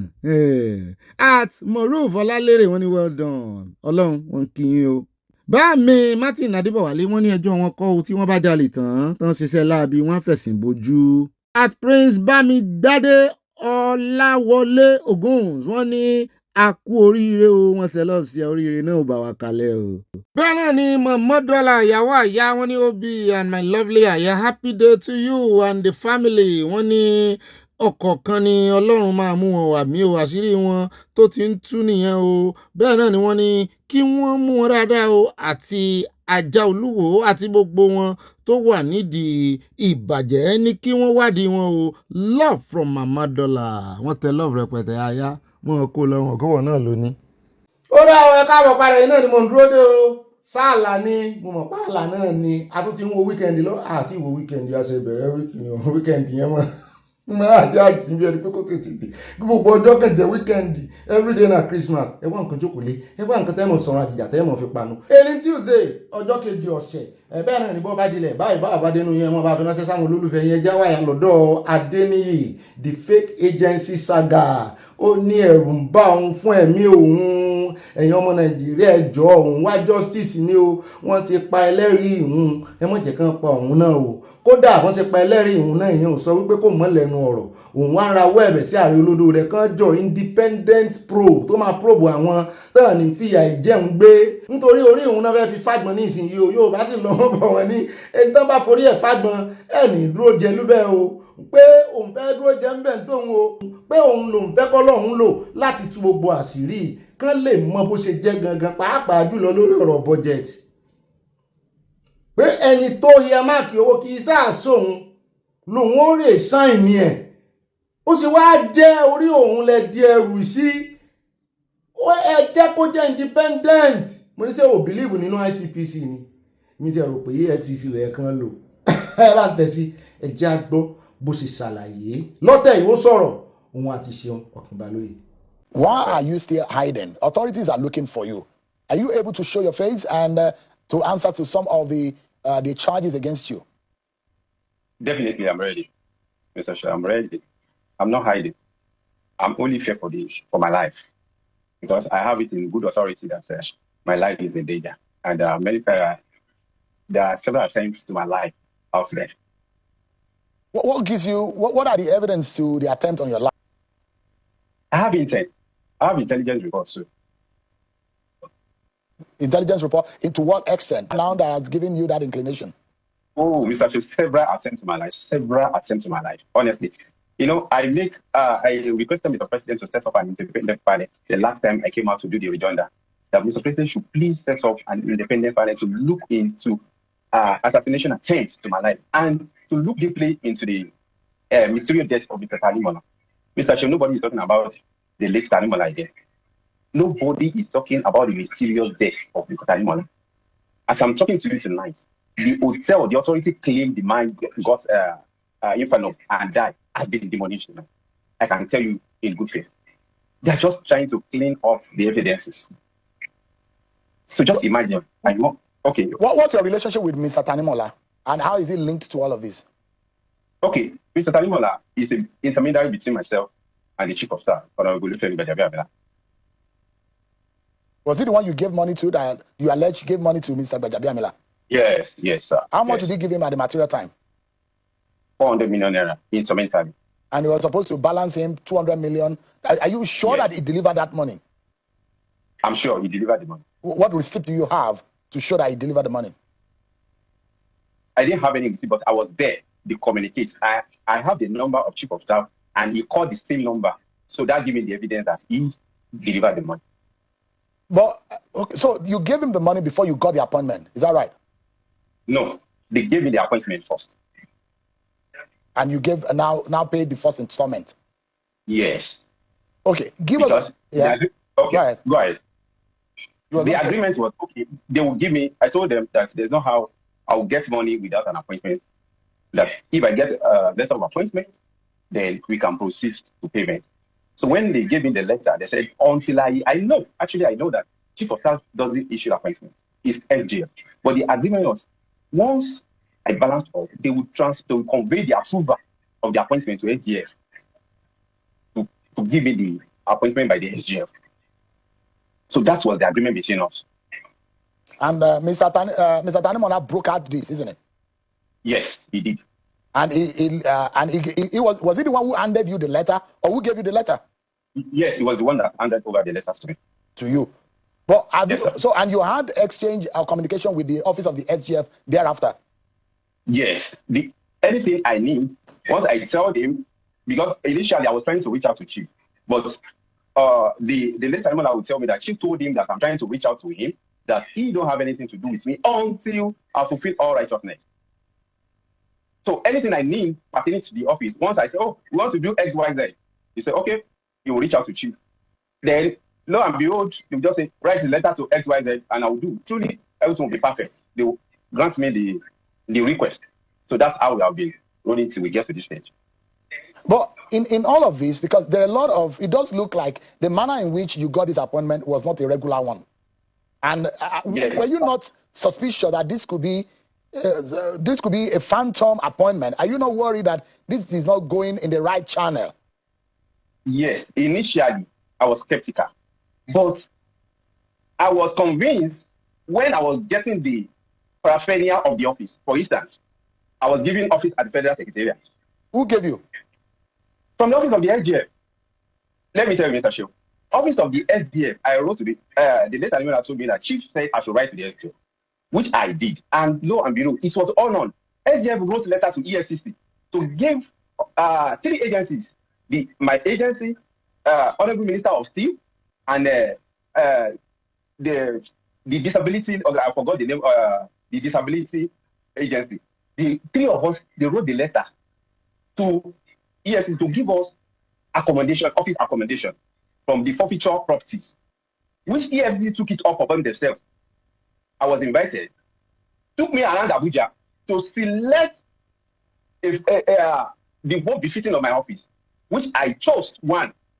And they asked me, they wrote a letter. I have all these evidences. They wrote letter to my agency, to me personally, that I should pay 300 million naira blank rent to the recovery account in CBN. I was like, I reached out to my late Salimon. How would I get 300 million naira that EFCC asked me to pay into CBN recovery account? And he said, don't worry. Once your money, the take-off grant comes in, you will do that. However, he will talk to the chief, and chief will talk to the SGF to give me an office accommodation, pending the time that they will release the take-off grant of 27.3 billion naira to the agency. Then I will be able to pay conveniently the 300 billion naira requested by the EFCC. So you finished NYC in year 2015, isn't it? Yes. I'm wondering how you got the kind of money you worked within 2015, the kind of resources that you had. And I'm also bothered about the allegations against you when you claim that you got an appointment from the United Nations. Doesn't this raise suspicion about your own personality? Mr. Shew, I borrowed this money. In fact, those that I borrowed this 100 million naira from are reported to EFCC. I borrowed this money to pay for this appointment. In fact, those I can tell you, they will also written to EFCC asking me to refund their money. So I'm not even here to pay the money back. I borrowed this money. What about the allegations about you that you were saying that, and it was all over social media, that you announced yourself as getting an appointment from the United Nations? It's not sponsored. It's the campaign of calumny.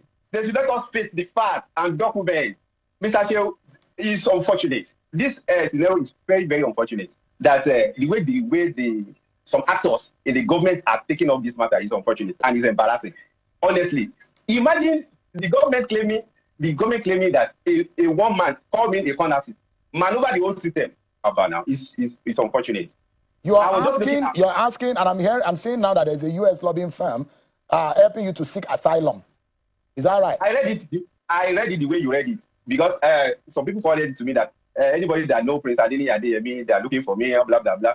I just ignore, because I'm not. They sponsored a lot of people to bring my social media handle down. So I don't really know much what is going on again. It was only I just hear from family and friends. They said this, they said that, because they put my social media handle down and they still reported that I was about to run away out of Nigeria. I'm staying in Nigeria. I'm not going anywhere. Where are you in Nigeria at the moment? You want me to tell you, Mr. Shew? You want them to keep? Oh, are you really serious about this threat to your life? I mean it, Mr. Shew. I mean it. You're asking the president to set up an independent panel. Exactly. In fact, in the first instance, I want to appreciate our father, the president, ISWAP Bola Ahmed Tinubu, for his first step by asking ICPC to take up the matter. Fantastic. I appreciate him. It means he's a listening father. However, I'm still further appealing to him to please set up an independent panel. You can see that presidency has already exonerated His Excellency Honorable Femi Gbadagbamila in this matter, saying the chief of staff does not know anything. It's okay. But let an independent panel prove that. All right. Are you aware that you are going to be in court on the 13th? You have a case to answer in court. Today is 13th. So probably you mean tomorrow 14th.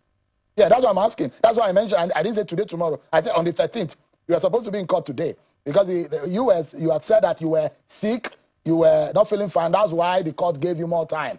But now you are supposed to be arraigned today. Was that not the case? It was only once. It was only once that I was sick, because I appeared in the court 4 times since November 27 to June 16. So I'll be appearing in the court. It was only one I was absent. So it was the court that adjourned the 3 times. Before I allow you go, is it fair to have made all these allegations for a man you have never met, you have never spoken to, you are not sure even if it's the number that you have of him is the correct one, and you're making these heavy allegations again? Is it fair? What if you have been dealing with a fake Gbadagbamila? Thank you, Mr. Shew. That's why I'm pleading to our father, His Excellency ISWAP Bola Ahmed Tinubu, to unravel the truth through the independent panel. Do you understand? So I appreciated him for taking the first step by asking the ICPC. But sorry to say, government cannot investigate itself. His Excellency has already been exonerated by the presidency, and there are counter evidences against each other. Let Mr. President please set up an independent panel which consists international organizations, civil society across the globe. Are you willing to come forward? You said you have evidence. Yes, if Mr. President can please, in his in his power to do that for us, I will come out. All people, everybody that want to come to show evidences, Mr. President should provide security for all of us. The ICPC reached out to you? Well, I will confirm that from my lawyer. Do you think that you have now become a fugitive, running away from the law? No, I'm not. That's why, Mr. Show, I'm appealing to Mr. President. So if the investigative panel will do all this and will unravel the truth, that's just it. All right. Are you telling me, Mr. Show, I'm not condemning any agencies of the government, but in a normal circumstance, are you telling me ICPC will indict the chief of staff if at all anything? No, but let an independent prove him innocent. That's okay. Adeni is lying, he's just making official allegations against the chief of staff. Let the independent panel consist of international organizations and civil society organizations. Let them unravel the truth. Whether I'm lying is okay, then I'm ready to face the wrath of the law. Let me get a fair hearing. That's what all I'm pleading for. So you're saying you're not a con I'm not. Con artist, you're not. I'm not today, but until the independent investigative panel unravel the truth and say whether I'm wrong or I'm right. All right. Thank you so much. Adeyemi, the man at the center. Mr. Shehu, yeah? I want to reiterate again. My life is in danger. I mean what I'm saying. Imagine that week Monday. Unknown government, whether they are DSS, whether EFCC, whether police, went to my parents. Within 3 days, they went there 2 times. When the room claiming they are looking for one Adibayo and Amadeyemi. In the midnight, they are just, imagine my 8 parents, they are in hospital now as I'm talking to you because of the tension. If truly, why can't they invite me? If truly they want me to get a fair hearing. So they are just trying to coerce me. Let an independent panel do the justice to all of this. All right, Mr. Adeyemi. Wait, let them please stop embarrassing Mr. President and Nigerians at large with all this issue. Imagine, even presidency, Akata General said there's no account with them. Just imagine. What, by the time we presented the document that showed that they gave us this account through the CBN, then what would they be telling Nigerians? Mr. The deputy speaker claimed that I wrote to him. What if I challenge him to publicize the letter I sent to him for the invite? It's just embarrassing. This whole thing is embarrassing, and they are embarrassing Mr. President and Nigerians as a whole. They should stop this. Let Mr. President please constitute an independent panel to unravel the truth. Thank you. And Nigeria should focus on facts and documents, not what they are sponsoring. Campaign of Kanomi. They want to silence me by fire by force, and I will not be silent. Let Mr. President set up an independent panel and let the truth be known to the world. Thank you, Mr. President. Ó mà ṣe o, ọwọ́ àwọn alágbára ló lọ wá sí, òun náà ń fò kiri, òun náà ní lọ́wọ́, kò tún wá smart, ó ní lọ́wọ́ then bóyá ó rò pé agbára ti dọ́wọ́ òun lè ṣe bó ṣe wu òun, ó mọ̀ wípé àwọn tó fẹ̀yìntì nìyẹn, tó bá ń call short, kódà kò jẹ́ ilé tere èjì tere ló ń já sí ọ lọ́wọ́, ọmọ wò ni, àwọn nìyẹn wọ́n kàn fi wọ́n gbá front ni, wàá fẹ́ ṣe gàlégàlé, ìlà rẹ̀ wá ga ju nírè lọ. Ṣùgbọ́n inú tí wá dùn ó láyé pé ọ̀nà àbáyọ tọ́lọ́run fẹ́ mọ́ lò náà rẹ̀ tó fẹ́ mọ́ fi tú àṣírí Ọlọ́run ó sì jẹ́ káṣírí yẹn tú kanlẹ̀. Ṣùgbọ́n èmi rò wípé campaign ló bá olódòdẹ ní ìsìn kìí sí gbogbo ilé. Ẹjá wá sáré yà sí ọ̀dọ̀ Àtíkù níbi tá a ti gbọ́ wọn ní Àtíkù ADC defend primaries as court voice Mark led Congress wípé nígbà táwọn ṣe primaries void díẹ̀ o mo ní ṣe wọ́n gbé ọ padà lọ ilé ẹjọ́ ni. The Court of Appeal in Abuja on Monday upheld an order restraining the Independent National Electoral Commission (INEC) from recognizing or participating in Congress conducted by committees appointed by Senator David Mark to jẹ́ caretaker leadership of the African Democratic Congress àti ẹ̀gbúrò oníṣòkòtò sófè ìtọ̀sùn yìí. Àrẹ̀gbẹ́ ẹ̀gbúrò ẹ̀ ara àwọn tán lead ADC náà ni. The judgment has thrown fresh uncertainty into the opposition parties' internal affairs ahead of the 2027 general election. Wọ́n ní Àtíkù ń sunkún sínú ni wípé ọkàn rẹ̀ ò balẹ̀. Wọ́n yẹ ojú rẹ̀ wò lọ́tún lósì ni pé sóhun ò wà ní sí lórí ballot paper kankan ò lè ṣẹlẹ̀. Kò sí tí ó ṣẹlẹ̀. Lọ́tẹ̀ yìí bọ́ bá gbé ọwọ́ kọ́wọ́ ọwọ́ tọ́gẹ̀dẹ̀ bá gbé ara rẹ̀ ní fi ń ná ẹrù tí bómúbómú wọn bá dì orí ara wọn náà fi rù. Ṣé ẹ ti wá rí ìdìbáyìí tí wọ́n ṣe separate wọn.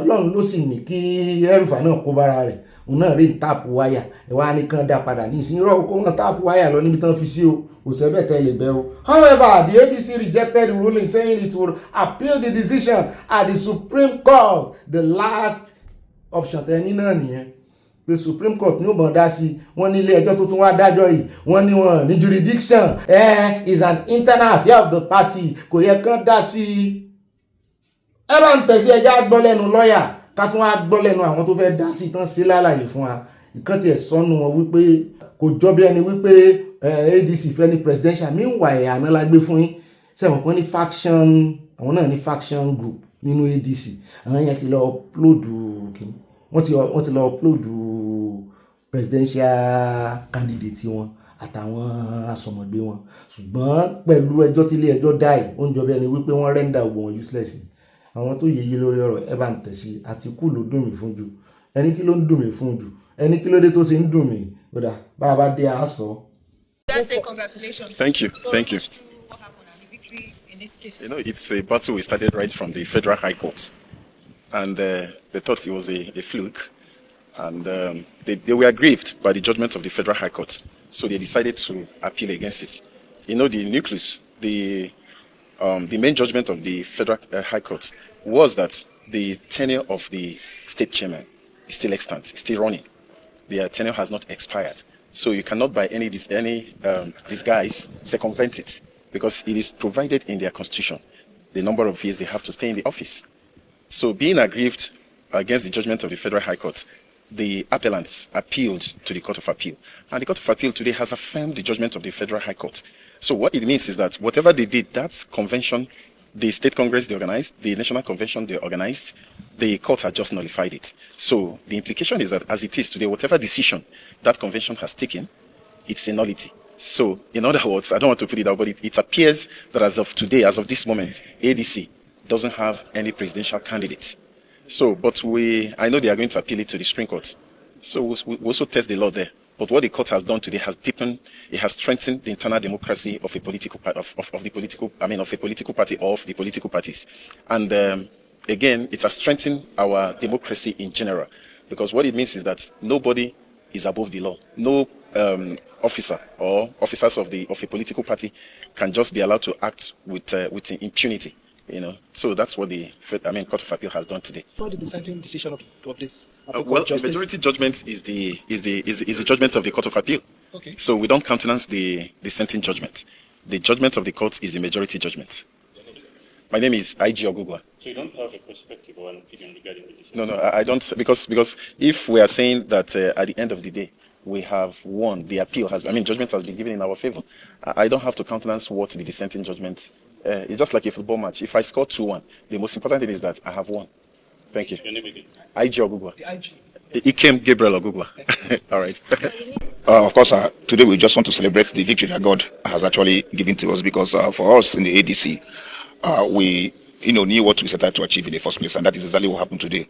We also want to thank the Appeal Court judges for ensuring that the survival of democracy in Nigeria. As you can see, the judgment was a very sound one. On the issue of ADC not having a presidential candidate, we have always laid emphasis on this one. I want to disagree with the judge, our lawyer, in the sense that we have a presidential candidate, Atiku, from the first place, even from the time the judgment of the Federal High Court was delivered. That nullifies everything that the David Makinde National Working Committee of the ADC has done. In other words, there was never a time in the eyes of law that Atiku Abubakar might be president and the presidential candidate of the African Democratic Congress. We didn't say further here, but we know that in line with the judgment of the Federal High Court, we conducted state primaries and state congresses and conducted a national convention. And as it stands today, ADC has done those things. So, in other words, there is no room for the Makinde National Working Committee to continue to lay claim on the leadership of the ADC. What it stands is this. The judgment simply states that, as it stands today, they listen every of their primaries that they've conducted, is nullified. It simply means that whoever purchased any form or from them, or even went ahead to do this, every of the effort they have done have become effort in futility. So as we speak today, it is a victory for the ADC. I'm using this medium with the state chairman to call every members of the public who still want to be part of the ADC to join forces with us, come, so that at the end of the day we'll be able to present credible candidates in the 2027 election. The opinion of the court that says the function of state executive is only limited to organizing more like agenda of congresses. Doesn't that give you No, what it means is this. What it means that is a dissenting voice, right? That was a dissenting voice. It is not my duty to interpret that, but from the outcome of today's judgment, it simply means that the judgment of the Supreme Court, the judgment of the Federal High Court, Abuja subsists. It's confirmed right now that the legacy party of the ADC, or those, or we that came to court to seek judgment, are the real owners of the political party, and now we assume responsibility, and from there we will see how we can, put everything in the right perspective towards ensuring that at the end of the day we'll have credible candidates. eléyìí ga o gbèsèrè fún Àtíkù o àtàwọn èèyàn rẹ̀ o àwọn other faction lélẹ́yìí tí ẹjọ́ tán ń sọ̀rọ̀ wípé àwọn gangan ní ADC wípé báwọn dẹ̀ ṣe wà yìí ẹni táwọn upload gangan ní representative gbogbo primaries tí David Mark àti àwọn Arẹ́gbẹ́ṣọlá ó ní ṣòkòtò sófèsì wípé ó ti di òfúùtù fẹ́ẹ̀ tẹ̀ ó ti bómi lọ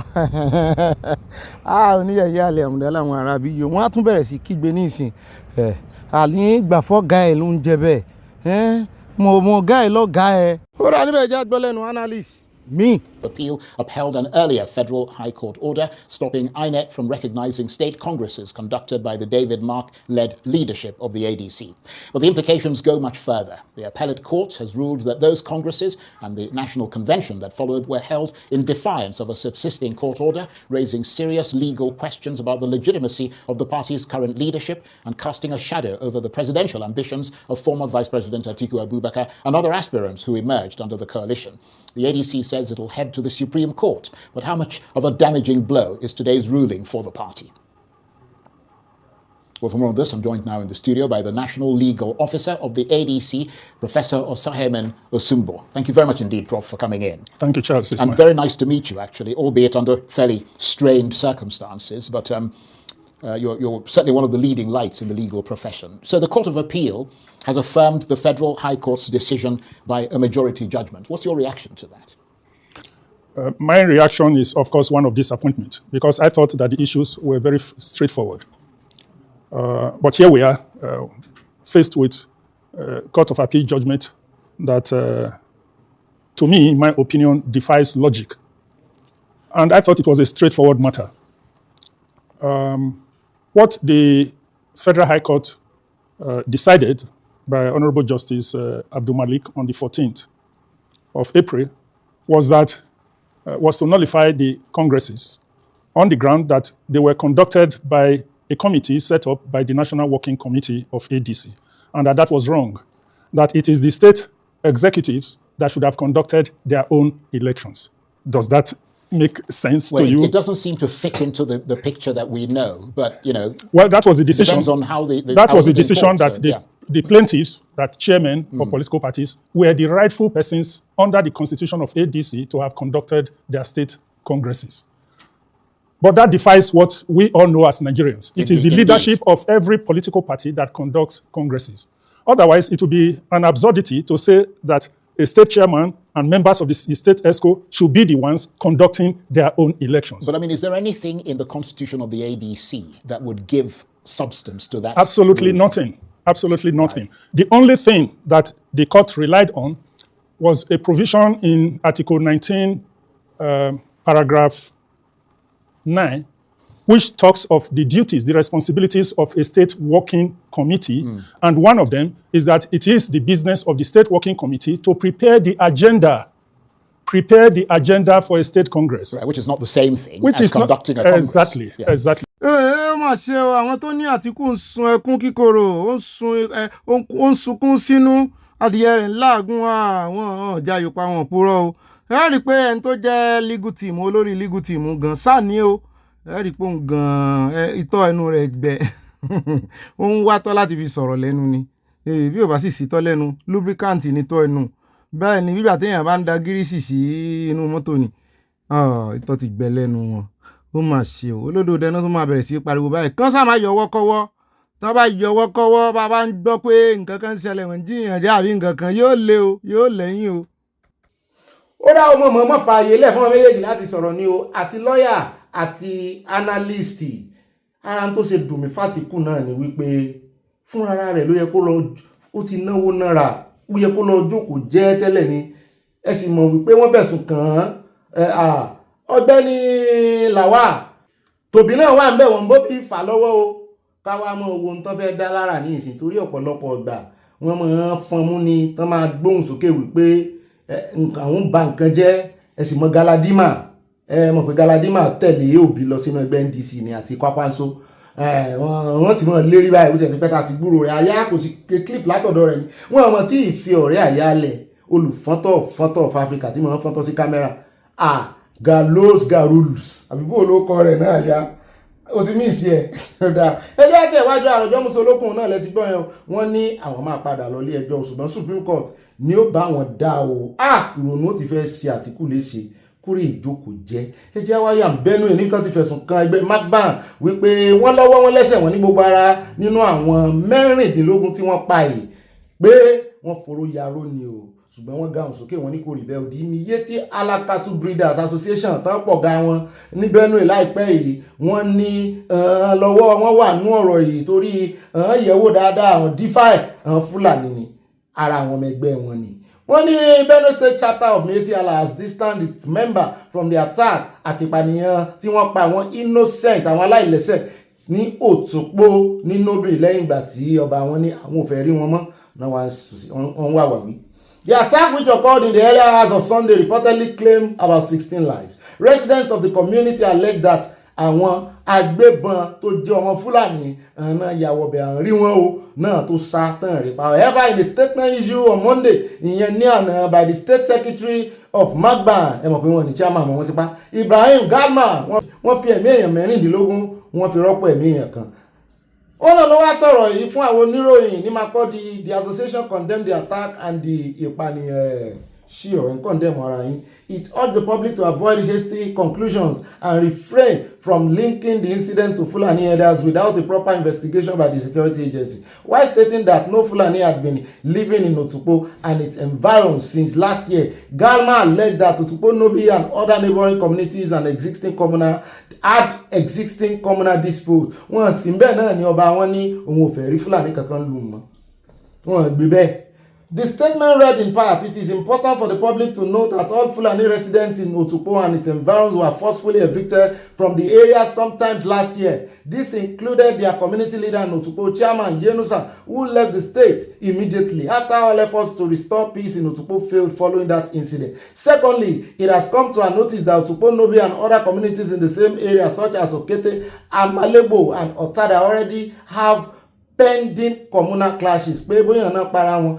Wọ́n ní ẹwọ́n make conclusion lórí àwọn o pé àwọn ti deny ẹ o mọ̀ ní ẹmọ yín mú gbogbo ayé ló mọ̀ ẹ̀ wọ́n mọ̀ sí ọwọ́ yín àwọn èèyàn ni mo kàn fẹ́ wá bẹ̀ kán mọ̀ wòrà àwọn ràn mọ́ wọn pa ẹ̀ torí ẹ̀ tí sàtàn gbé lọ lánàá headmaster gàrí tán gbé lọ lánàá inú mi dùn pọ̀ tètè rí padà o à ń gbọ́ pé wọ́n ní wọ́n san 5 million 30 million náà béèrè ṣùgbọ́n inú mi dùn tán rí padà láì jẹ́ bẹ́ẹ̀ àní bẹ́yìn kankan pariwo ọlọ́run ọba mọ̀ tó ró ti tó gẹ́ ẹsẹ̀ ìgbàyàn kan ni ẹ̀tún wòrà yín ran wọ́n ló lóko kí lẹ dá lóko fún kí lẹ lóko láì mú nǹkan tẹ́ lè fi gbèjà ara yín sí kí lẹ lóko láì sẹ́kànmọ́ ẹni ní wọn gbọ́dọ̀ mọ́ lóko wọ́n gbọ́dọ̀ jẹun 5 million yẹn ní ìsìn wọ́n lè wọ́n parí tán dá àwọn èèyàn sí ogo ọlọ́run yọ wọ́n orí kó wọn yọ wọ́n mọ̀ fẹ̀fún lórí èèyàn kan mọ́jẹ̀ kan gbé ọ lọ, that is the slogan.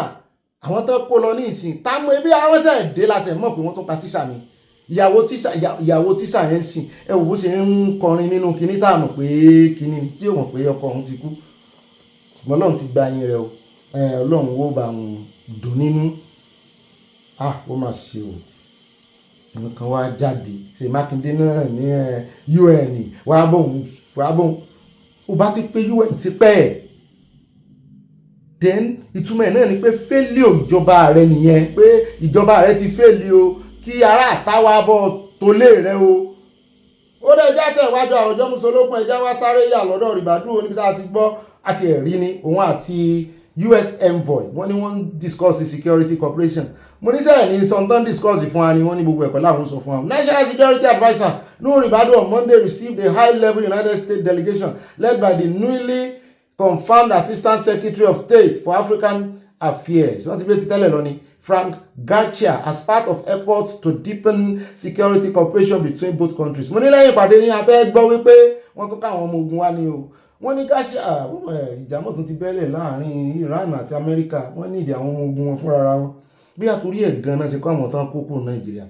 Gáṣíà visit to Abuja is his first to Nigeria since he was sworn into office on June 1st, 2026, and forms part of a wider tour of West Africa that will also take him to Cote d'Ivoire and Mali between July 11 and 18. Ribadu, in a post on X, said the meeting reviewed progress made under the Nigerian-US Joint Working Group and reaffirmed both countries' commitment to closer dialogue and cooperation on mutual priorities. Okay, wọ́n fi opportunity yẹn, wọ́n fi brief ara wọn níbi tí ọ̀rọ̀ dádé dúró. Okay, wọ́n ó ṣe gba oyè ni.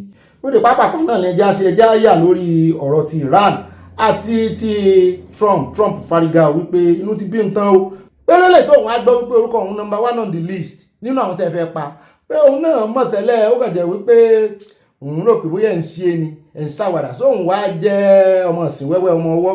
Òun jẹ́ ṣẹ̀ṣẹ̀ dé. Àbó ń kọlà tẹ́wà mú ń bí ayán. Àwọn gan ojú òun ò kúrò lára yín, always watching you ní gbogbo ìgbésẹ̀ yín lòun rí.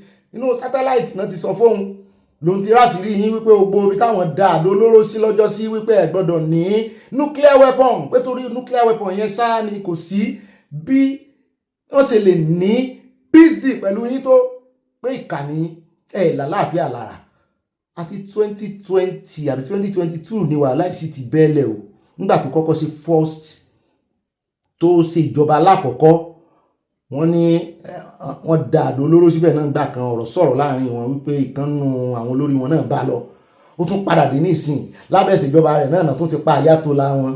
Mo ní kó ìkúrò lórí ìjọba o bẹ́ẹ̀ bá sọ́ra yín gbogbo ẹ̀yin tẹ̀ lẹ́nu dágàdàgàdà bẹ́ẹ̀ náà gbé kinní síta pé àwọn ó pa ni wọ́n ní ti kinní náà wà ń bẹ̀ Netanyahu ti Israel. Mo ní yẹn náà ti mọ̀ wọ́n ti ẹ̀ ní Israel ló fún ní ọwọ́ ṣùgbọ́n mo ń gbọ́ tán sọ wípé àwọn FBI àwọn ọ̀tẹlẹ̀múyẹ́ Amẹ́ríkà náà wọ́n náà ń wo sàkún dáadáa pé àwọn fẹ́ yiri ẹ̀ wò dáadáa pé kò sì rọ̀ ń bẹ̀. Bẹ́ẹ̀ náà látún rí list àwọn tán kọ́ tán fẹ́ pa àwọn Europe, àwọn olórí Europe, orílẹ̀-èdè Europe, Prime Minister wa náà wọ́n fọwọ́ sí táwọn èèyàn ò gbọ́n dá sí tán láwọn ò ní dá sí òtínú ń bí Trump sí tán láwọn ò ní dá sí dáa Trump àti Iran o sẹ́mọ̀ pé àwọn wèrè ní àwọn forúkọ wọn sí náà tán fẹ́ pa ti Germany náà wà ń bẹ̀. Bẹ́ẹ̀ náà rọ̀jò àdó olóró sí Gulf country UAE ni o Saudi ni mo ní kàn náà dáwọ́ jọ ó ti ń wò wọ́n ran àwọn òròjò àdó olóró sí country oní country o ibi tí asset Amẹ́ríkà bá ti wà pàápàá jùlọ àwọn fẹ́ gbójú kúrò lára Gulf country nísìn ní gbogbo àgbáyé. Mo ní ẹ mọ̀ bọ̀ Europe ẹ̀ wá báwọn èèyàn bá ní dáwọ́ jọ náà yìí kẹ́ ẹ bá mọ̀ wípé àṣìírè ni wọ́n ṣùgbọ́n wọn àbẹ̀rù kú o wọ́n gbà wípé bó ṣe kú náà ni ṣùgbọ́n àwọn ní ìdààmú gbogbo àgbáyé àwọn ò ní jẹ́ kí ilé ayé sinmi ṣùgbọ́n wọ́n ní prophecy ti wà nílẹ̀ tí ó tèkè àwọn káwọn wò ṣé ẹni wèrè ni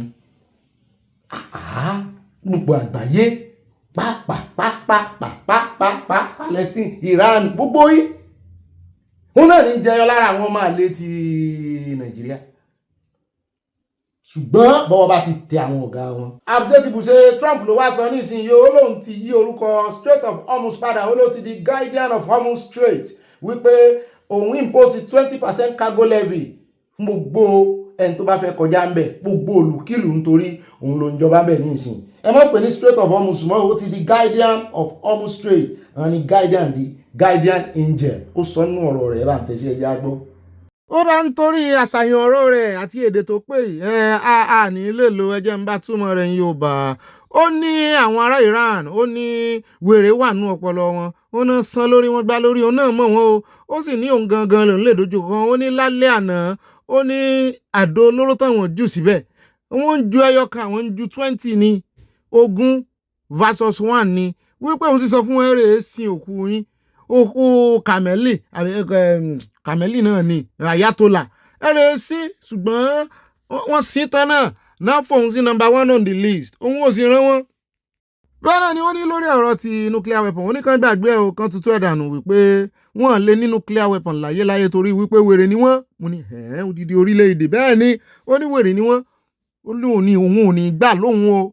Mo ní ṣé bí ti Israeli Netanyahu ṣé bó fẹ́ mọ búńgbà náà wípé àṣejù tiẹ̀ náà pọ̀ tóun ó lóun ò ní jáwọ́ ń tóun ó lóun mọ̀ wọ́n dáadáa bí ẹni mo wó pé àlọ́ níta ń àbọ̀ níta náà ẹ̀ pé òun ò ní gbà ó bó jáwọ́ lọ́rọ̀ àwọn ò ní jáwọ́ lọ́rọ̀ wọn. bẹ́ẹ̀ náà ló dárúkọ èèyàn kan Suleiman olórí wọn bẹ̀ náà ni pé roadside àdó olóró tó ń jù ní gbogbo roadside ní ojú ẹ̀gbẹ̀gbẹ̀ títì ó ní wọ́n bẹ̀rẹ̀ sí jù káàkiri ó lóun ò rán wọn ó ní èèyàn burúkú ni ẹni bí ni ó lóun sì ní bàbá gbogbo àwọn tó ń ju àdó olóró sí ẹ̀gbẹ̀gbẹ̀ títì ó lára wọn náà máa fi pa ó ní wọ́n á wọ ìjáàbù wọ́n á fi ìjáàbù bojú wọ́n á kọ́ba ojú wọn wọ́n á mọ̀ ṣe bí èèyàn gidi wọ́n fẹ̀sìn bojú wípé òun ti mọ̀ wọ́n lánàá kó tó dòní ó ní òun wá ń sọ fún gbogbo ayé òun ò fi ètè pọ̀n lìbò ọ̀rọ̀ òun o wípé òun ò fẹ́ràn wọn òun kórìíra wọn pé àwọn kọ́nà kọ́kọ́ máa kórìíra èèyàn pé àwọn gan kórìíra wọn pé bísínẹ́sì sì ní fáwọn o pé àwọn fẹ́ ṣe bísínẹ́sì àwọn in their own way àwọn ò ní dúró de gbogbo àwọn make peace mọ́ wípé gbogbo síìpù wọn pátápátá làwọn ó sínkì gbogbo nǹkan tó fi ṣagbára nǹkan àmúṣagbára wọn làwọn ó bàjẹ́ ó ní ṣùgbọ́n tó bá mọ tó ń dúró dè wọ́n ni pé wọ́n á ti make peace deal yìí ó ní ṣùgbọ́n wọn wà fẹ́ peace deal àbí ó ní ìdàkejì rẹ̀ tàn fẹ́ yẹn òun ó fún wọn sọ́n fẹ́ kú ni òun ó bọ̀ wá kú. òun náà lẹ́tí gbọ́n ẹ̀bẹ́ náà la tún wá ń gbọ́ pé wọ́n halẹ̀ mọ́ Káyọ̀dé torí orúkọ kìnínní náà wà ń bẹ̀ Mario ẹ̀yẹn secretary to the state wọ́n náà fẹ́ pọ̀ náà wọ́n halẹ̀ mọ́ Káyọ̀dé wọn pẹ̀lú ICC International Criminal Court wọ́n ní US secretary lọ́wọ́ ganu ókè wípé tó bẹ́ẹ̀ sìn Rubio ló sọ bẹ́ẹ̀ wípé no globalist judge has authority over Americans pé àwọn ń wo ìran àwọn làwọn ní gbogbo kìíní ẹ wá níbi tágbára yín mọ̀ ẹ bá halẹ̀ máwọn míì àwọn wá wà náà àwọn tẹ́ halẹ̀ mọ̀ ẹ sọ́ra yín kọ́ lọ́n sọ yín kò síbi táwọn ò lè rìn sí o àwọn lálágbára yìí o ẹ jẹ́ kó lọ́dọ̀ àwọn àròjọ mùsùlùkùn ká tó wá balẹ̀ gà sórí ọ̀rọ̀ ti Ṣèyí Mákindé toró náà láàfin káde gbogbo rẹ̀ ńlẹ̀ ẹ jẹ́ àyà lọ́dọ̀ Oshiomole ó fẹ́ fún wa lọ́pdéètì ibi tí ọ̀rọ̀ dádé dúró owó tán ń wá ní NNPC mo ní sàn ti rí ni ó náà sì wà lórí rẹ̀ o ó ní ká lóun rí àwọn tó lè fohùn lẹ̀ kán bóun pariwo bóun ṣe ń pa ẹ̀ ó láwọn ó tètè rówó ìyẹn bá ń ga ẹnu ẹ̀sìn máìkì ká gbọ́. Distinguished Senator Ningi made this point. Mr. President, Mr. Chairman, sir, even the President of Nigeria, His Excellency President Bola Ahmed Tinubu, he does not delegate his finance officer to present annual budget, which is prepared by financial gurus. Because we are three independent arms of government.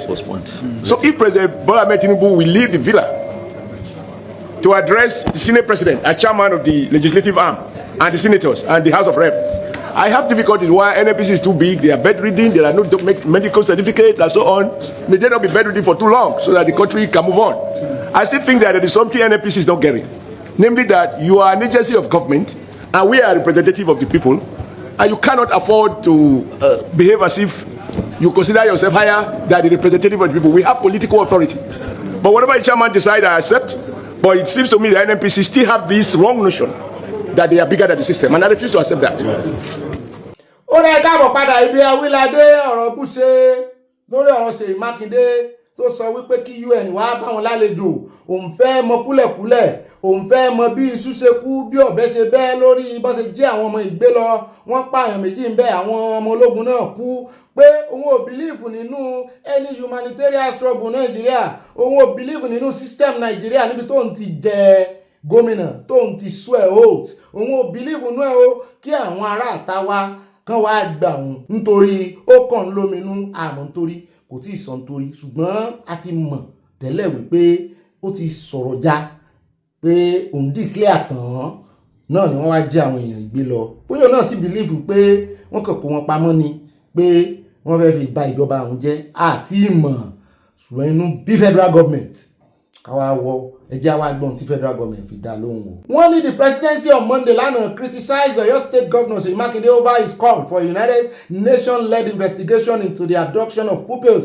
and teachers in the state, describing the demand as unnecessary and politically motivated. mo ní ṣé UN yóò ti ẹ̀dá lónìí subnational ṣé US ń dín pẹ̀lú subnational ni UN. Makinde, while formally assuming responsibility for the welfare, ẹ̀sìn mọ̀ pé ìyẹn wọn náà ló wà ń bẹ̀. bóyá Abala ló fún lọ́wọ́ wípé mọ́ wọ́rí Fúlàní lẹ́nu tó jẹ́ igbákejì ńbẹ̀ mọ́ wọ́rí ó yà lọ rí competition wà.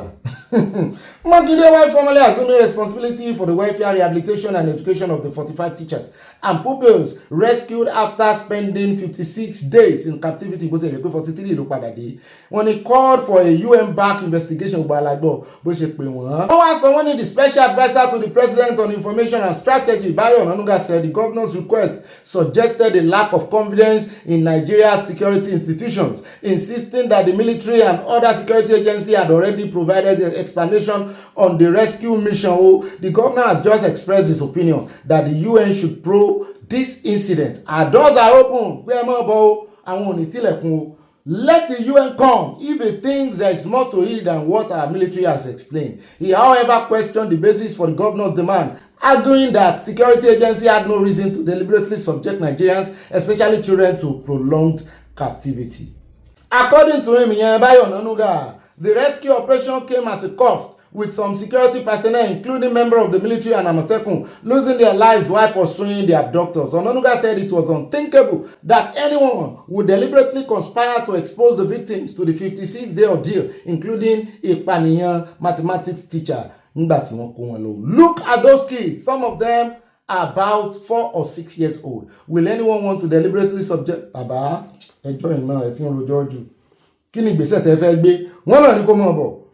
When it is just unfortunate that Mr. Makinde, maybe because of politics, because he is a presidential candidate now, does have any trust in our institutions and is now calling on an external body to investigate, he said. Onanuga added, he accused Makinde of attempt to politicizing the matter, saying the man is just playing politics and it is the politics of the bizarre. He wants to weaponize anything available. Mo ní ṣùgbọ́n àwọn ọ̀gá ológun kan náà jókòó pẹ̀lú rẹ̀, ó sì wá jẹ́ kòpẹ́kòpẹ́ tán kó ń bẹ̀ tán ló jáde wá sọ orú nǹkan bẹ́ẹ̀. I therefore, with a full sense of responsibility as a kò ní ìdíkà padà sórí ọ̀rọ̀ Makinde, ṣùgbọ́n àwọn èèyàn ní ká mọ̀ wọ́n ràn ká mọ̀ dá sí mọ́ níbi tọ́rọ̀ dádé dúró yìí o, wípé gbogbo àwọn tí wọ́n jí gbé lọ àti kí wọn káàbọ̀ àti fi ìtara àti fi gbèsè wọn lẹ́yìn gẹ́gẹ́ bí ọ̀rọ̀ tá a gbọ́ lẹ́nu wọn. Nítorí àfi ọ̀rọ̀ àwọn tó lọ gbà wọn lẹ̀, torí àfi ọ̀rọ̀ àwọn agbófinró àtijọba gan ṣe báyìí, ọ̀rọ̀ àwọn tán panú wọn tán dá padà àánú wọn ló ṣe á, wọ́n ti wá dé, oníkálukú ti padà sí ọ̀dọ̀ fámìlì ẹ̀. Ní ìsìn àlèwà àdàálẹ̀ kàtúnṣà torí ń táwa ń sọ nìyẹn wípé ó ti fresh jù. Ó kàn dàbí kí obìnrin ṣe lùsì ọkọ rẹ̀, ó kàn dàbí opó tó ṣe lùsì ọkọ rẹ̀, kí ọkọ àwọn ẹ̀gbọ́n ọkọ tàbábùrú ọkọ kán wá sáré rè mọ́ béèrè ogún. Bọ́rọ̀ ẹ̀ ṣe rí nìyẹn, ṣùgbọ́n ní ìsìn tí everybody ti padà lé, àlèwà àdàálẹ̀ kàtúnṣà torí yóò fi ṣàwá lóore ni. Ìṣẹ̀lẹ̀ kan yóò ṣẹlẹ̀ o. Awakọ́lá àdà sọ̀rọ̀ yìí, ẹ jẹ́ àkọ́kọ́ gbọ́n lẹ́nu àwọn aráàlú àtàwọn ọmọ Nàìjíríà kọ̀ọ̀kan ń tán rí nípa ọ̀rọ̀ yìí gangan, bóyá síkírìtì wà ń bẹ̀, bóyá síkírìtì kan wà ń bẹ̀. Wọ́n ní káwọn ti dá ọ̀rọ̀ alágídí agodinu jù, wọ́n ní kó mú síkírìtì jáde, kó fẹ̀sùn ní tààràtààrà, kó fẹ̀sùn kan federal, àbí ta ló tún fẹ́ fẹ̀sùn kan? Federal government ló dájú gbọ̀ngbọ̀n lẹ̀, àwọn agbófinró, àwọn DSS, àwọn army, gbogbo àtàwọn ọlọ́pàá tán wọnú gbóre gbọ̀n, bóyá ló fẹ́ pè lẹ́jọ́, kó kọ́kọ́ pè wọ́n lẹ́jọ́, kó fún wa lẹ́rìí pé òun gbóòórùn bẹ́ẹ̀ wá sáà nídìí tó fi ń pè wọ́n. Gbogbo àná la mọ̀ pé n tó ṣe ìgbésẹ̀ rẹ̀ yìí ó tàbùkù ìjọba pátápátá porogodo. Ó tàbùkù ìjọba tó gba àwọn èèyàn lẹ̀, ẹ̀rí tó wá ní o, bóyá náà kó wọn o, ìdí tó ṣe sọ wípé ó ṣe jẹ́ ìgbà tó fẹ́ ṣe tó declare, ó ṣe jẹ́ ìgbà yẹn, mo sì gbọ́ wọ́n ní political kíní rẹ̀ gan ní ìsìn, wọ́n ní àwọn ohun tí submit kíní, ó kàn ń pera rẹ̀ presidential kíní ni, ìjẹta tó ti upload ẹ̀ ni, ẹ̀já gbọ́rọ̀ lẹ́nu àwọn tó wọ́n fẹ́ bá a fẹ́ lójú. But Mr. President, I read this morning in newspapers and I've seen it even with the electronic. The governor of Oyo State calling on the United Nations to investigate the overall circumstances surrounding the kidnap and even the rescue. I thought that was the most unstatemanly. He was carrying partisan politics too far, and this nation should condemn his unguided statement. Nigeria is a sovereign nation. When we wake up and call on foreign authorities to investigate, this is one case in which our armed forces have shown that without paying ransom, even if it meant that these children and some of the elders had to be in captivity for almost 2 months, that the armed forces were working quietly to have these rescue operations, which, as well captured in this motion, led to some loss of life. To trivialize it, to suggest, as the governor of Oyo State seems to have done, that there is something that is not open, that the UN needs to unearth the circumstances, is to question the sovereignty of our nation and to downplay the achievement of the Commander-in-Chief, President Bola Ahmed Tinubu, and all the service chiefs and in fact all those involved in this process. I think that there's a moment in the history of a nation when, across party divide, we should stand in unison to commend what has happened, I mean the way in which people were released, and to encourage the armed forces to build on it, that they should extend and get more gadgets. I mean, it's not possible for them to share with us some of the things they did. Like I heard, they were able to identify the guys, arrest some of their relatives, etc., etc. These are not the things that we're interested in. But I want us to resolve that the government of Oyo State should not be seen as downplaying, undermining, and politicizing an issue in which ought to be something that the whole nation, across party divide, should start the unity to commend our armed forces for what they have accomplished on this occasion. Thank you very much. We now yield the floor to Senator of their life. So it's something that I pray that should not repeat itself. As we celebrate that they are back home, let's also make sure that we put things in place to make sure that this doesn't happen again. The Safe School Initiative, what is happening to it? This is the time we need to show, a lot of working on that. Also, as well, to Governor Seyi Makinde, there's a lot more he needs to do for these people rather than just saying a whole lot on social media. I actually want to see more happen in the lives of these people. They need a mental evaluation because, and also the woman again, I think enough of the interview. So, for now, she needs to also be home and just, know that she's free and just ease all the stress that she has been through. It's quite a sad one, just knowing what has happened to these children. These children will grow up and they will forever remember what happened to them. So as Nigerians, as we celebrate this, let's make sure that we're putting things in place. No child should be taken away again by these bandits. We need to show them that, we are up to speed on everything and just put things in place to keep our children safe. I see it from another angle because first and foremost, I'm very, very excited that these people, have been released and, most of them, came back alive. Those who lost their lives, I commiserate, my condolences to their families and to also the Nigerian government. We want to see that this is replicated across the nation.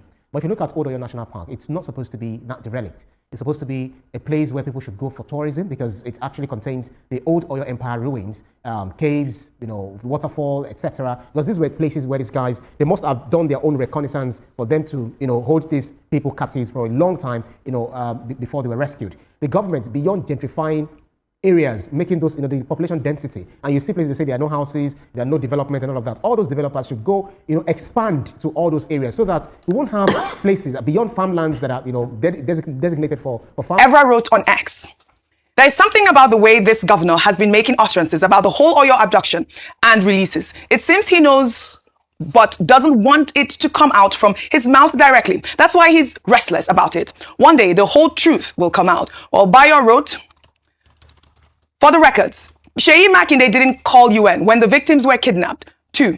Seyi Makinde continued with his presidential ambition declaration despite the incident. 3. Seyi Makinde did not admit the federal government had been working on the issue while he was partying around until a team from Abuja arrived and he admitted. 4. Seyi Makinde pointed accusing fingers at Lagos, not using Amotekun when he was asked about Amotekun in the state. 5. Seyi Makinde was in Bauchi claiming there was no attack in Oyo State for 7 years until few hours after he declared for his presidential ambitions. We took that story yesterday, Rufai. 6. He did not see any outline efforts made by the state to support the federal government for the rescue aside from visiting the family of the victims and offering them rice. The big question is, what does Seyi Makinde want? He clearly stated what he wanted in that, press conference. But to beg all the participants, both the federal government and Seyi Makinde, to please take this out of the political arena. Mm-hmm. And we don't want to care about their sulking cry. And I'm talking about Seyi Makinde and the federal government, because when Seyi Makinde was in bed with President Tinubu and he helped President Tinubu deliver Oyo when they went against his political party, nobody was there when they made the arrangements. So they were both in bed at a point. It's the romance that went wrong, and they're now at loggerheads with each other. So we don't want to hear all of that. Also, another point that Seyi Makinde keeps making as regards it is because I made presidential declaration, that's why all of this is happening. They have not been kidnapping and everything. I'm sorry, was he staying under the tree? So what was Sunday Igboho fighting for during Buhari's time? It's not the people in Oyo State. Abi Igboho is not from Dr. Abati Igboho village. Is not from Oyo State again. Yeah, all the Okiogun area that they were fighting, that Sunday Igboho was saying, so was Seyi Makinde not governor then? He was governor. So what kind of talk is this? It has happened. Can we find solution? Yeah, you can call for investigation. Yes, it also means that our authorities, you don't trust them enough. But the question will be, What investigation now are we looking at? Is it after the people have been brought back home? UN investigation. What UN investigation? Is UN now more important than the federal government investigation? The people have been brought back home. Yes. Rachel Alamu has given you most of the investigation you want. She's told you her condition in the bush there, what they did to people. We've seen people that were being. We know that the federal government arrested the families of these kidnappers and all of that. We all know their demands. We all know that they are from the Ansarul terrorist group and they wanted their people released. Mm-hmm. They were asking for one big amount of money. Yeah. I mean, so what does he need that he doesn't have? Because all of this politicking, he just shrouds in a lot of secrecy and all of that.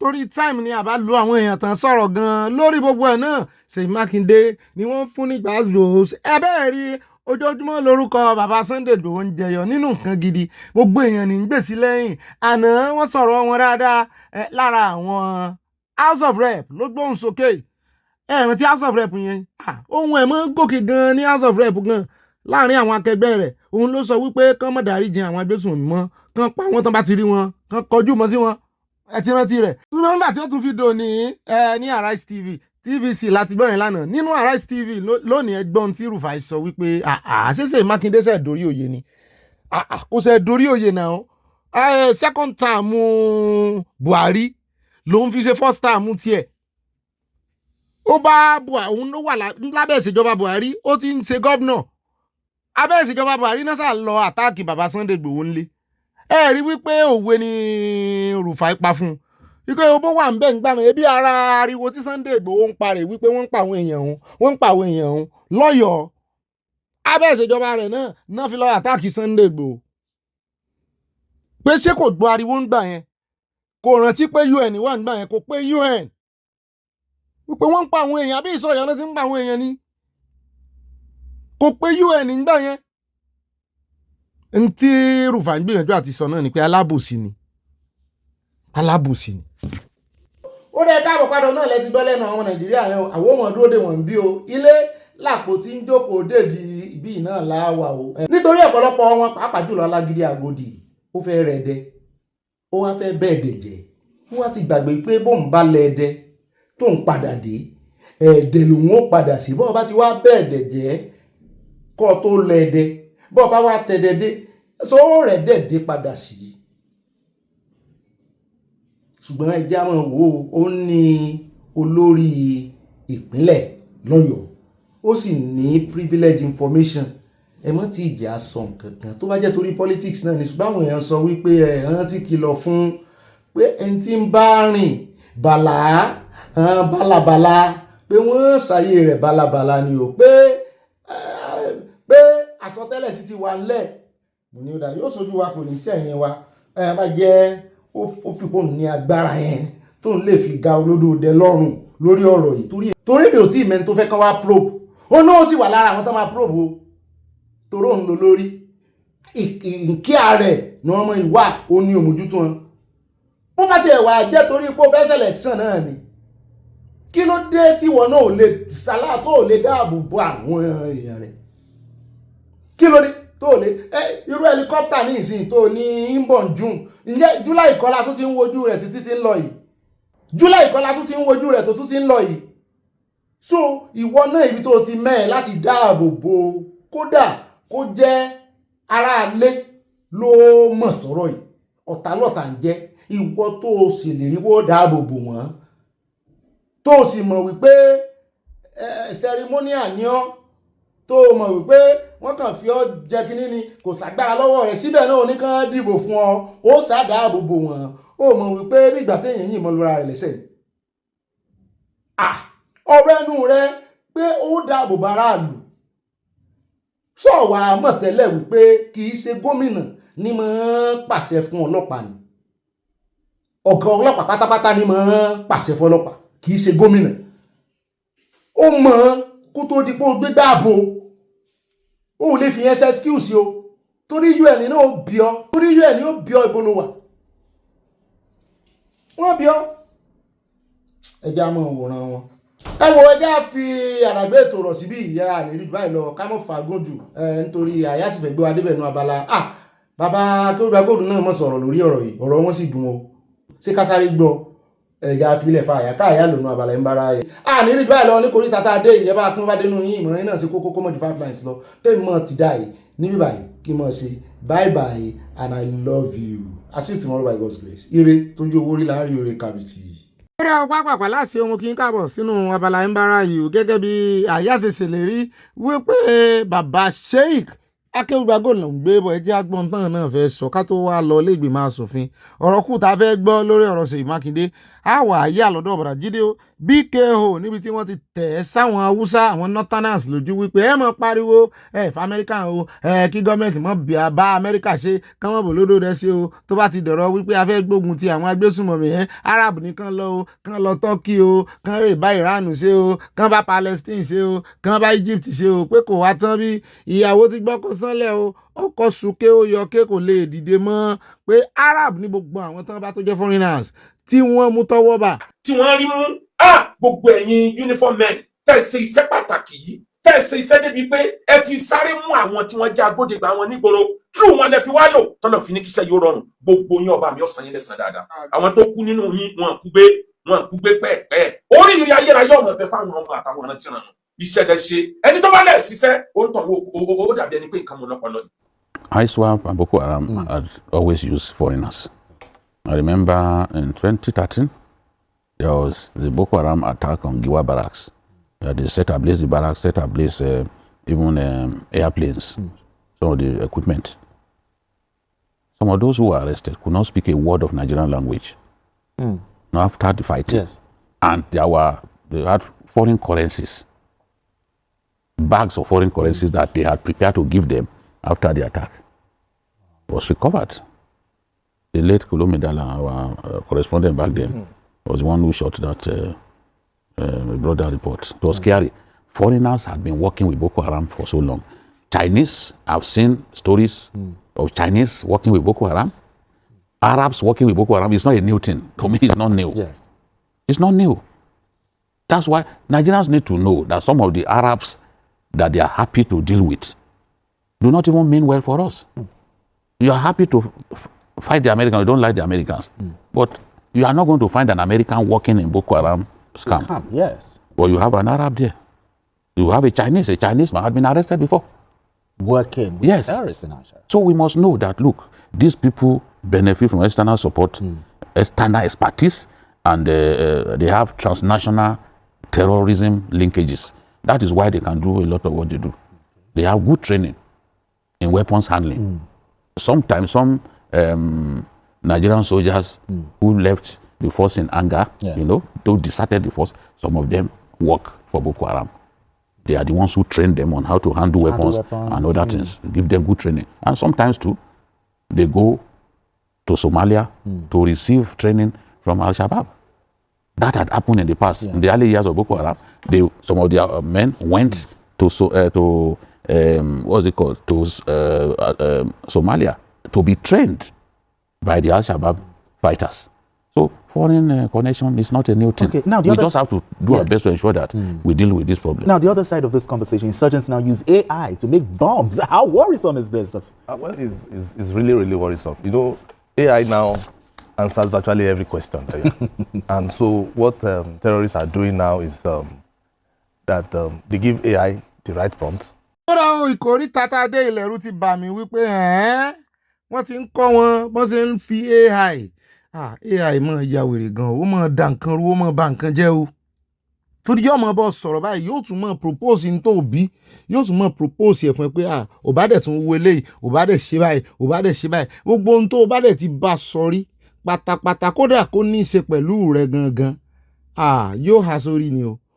Ọjọ́ tó bá tún ti bí báyìí yóò máa rán létí ni pé country wo ló wà ẹ ná ṣe bíbí ló wà o lè gba báyìí o lè ṣe báyìí o lè fẹ́ so àwọn náà wá ń lo AI wọ́n ń bi AI léèrè pé bọ́n bá fẹ́ ṣàdó olóró wọ́n ní ìdí àti lọ training wọ́n ní ìdí àti lọ school pa ilé ìpọ̀ mẹ́lẹ̀ ṣùgbọ́n mo rò wípé AI náà ní kíní tiẹ̀ náà òun náà ní limitation tí ó mọ̀ sọ wípé òfin kan ò fààyè gbáǹkó ń ṣe kíní kan ó lójú picture tí AI lè treat ó lójú picture tẹ́lẹ̀ sí àyídáyídá rẹ̀ ṣùgbọ́n bóyá náà wá mọ ọgbọ́n káfẹ́ràn sẹ́nu káwàtì ni wọ́n fi ń ṣe eléyìí AI ti fẹ́ gba ó ti fẹ́ gba ayé kan o technology ara àwọn kùdìẹ̀kùdìẹ̀ technology rẹ̀ o ṣùgbọ́n tó bá wá mú àwọn bandits àwọn agbésùnmọ̀mọ́ lo AI kí ló táwọn ológun wa náà lo AI gbogbo IED tán tiẹ̀ fi ń blow wọn láti jọ èmi rò pé ó yẹ kí àwọn ológun náà ti wá ṣe nígbà táwọn aràn yánmọyànmọ yìí àwọn ekòló tó ń kọ́ wọn bó ṣe ń ṣe bó ti jẹ́ wípé kì í ṣàwọn ìsìnwẹ́wẹ́ wọn o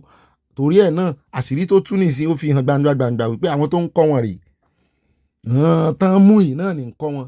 Ẹ wá gbọ́ àdúrà ọ̀rọ̀ tí BKO sọ sí àwọn ilẹ̀ haúsá wọ́n yí ọ̀rọ̀ sáwọn ilẹ̀ haúsá lára gan lẹ́nujọ́ mẹ́ta yìí o pàápàá jùlọ lágbà tán ti gba àwọn toríire ilẹ̀ wọ́n yí ọ̀rọ̀ sí wọn lára tán bá gbọ́n torí wọ́n bá pé wọ́n á mọ̀ wípé ó yẹ kàn lọ tún inú rò ẹ mọ̀ pariwo ìjọba olódòdẹ mọ́ bá Amẹ́ríkà ṣe o àfẹ́rẹ́ Amẹ́ríkà o Amẹ́ríkà mélòó náà wá rí lẹ́yìn àwọn arábí ní ìsìn tí ń tírẹ̀nì wọn mẹ́tẹ̀ẹ̀ta tán ti rí ní ìsìn Árábù nìyẹn Morocco wà nù wọn Palestine wà nù wọn ó ṣeé ṣe tá a bá lajú dáadáa ojú bá farabalẹ̀ yóò rí mú kí Iran wà nù wọn ó ṣeé ṣe wọ́n sì ń stọ́dì kìíní yẹn lọ́wọ́.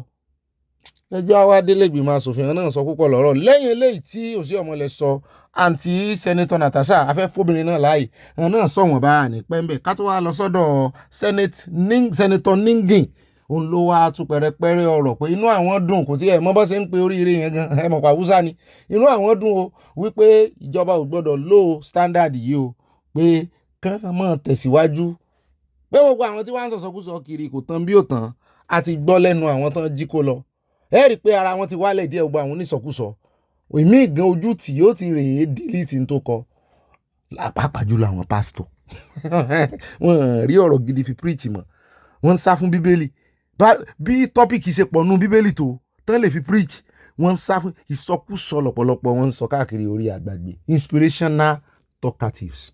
This prayer, so it will read this: congratulate the rescued school children, teachers and their families on the successful conclusion of their traumatic ordeal, and call on the federal and state governments in collaboration with relevant agencies to ensure the provision of psychological support, trauma counseling and rehabilitation for the rescued victims to facilitate full recovery from psychological effects of the kidnapping, and pray for the peaceful repose of the soul of the teacher who lost his life during the period of captivity. Seconder for this amendment, Senator Dicket Plan.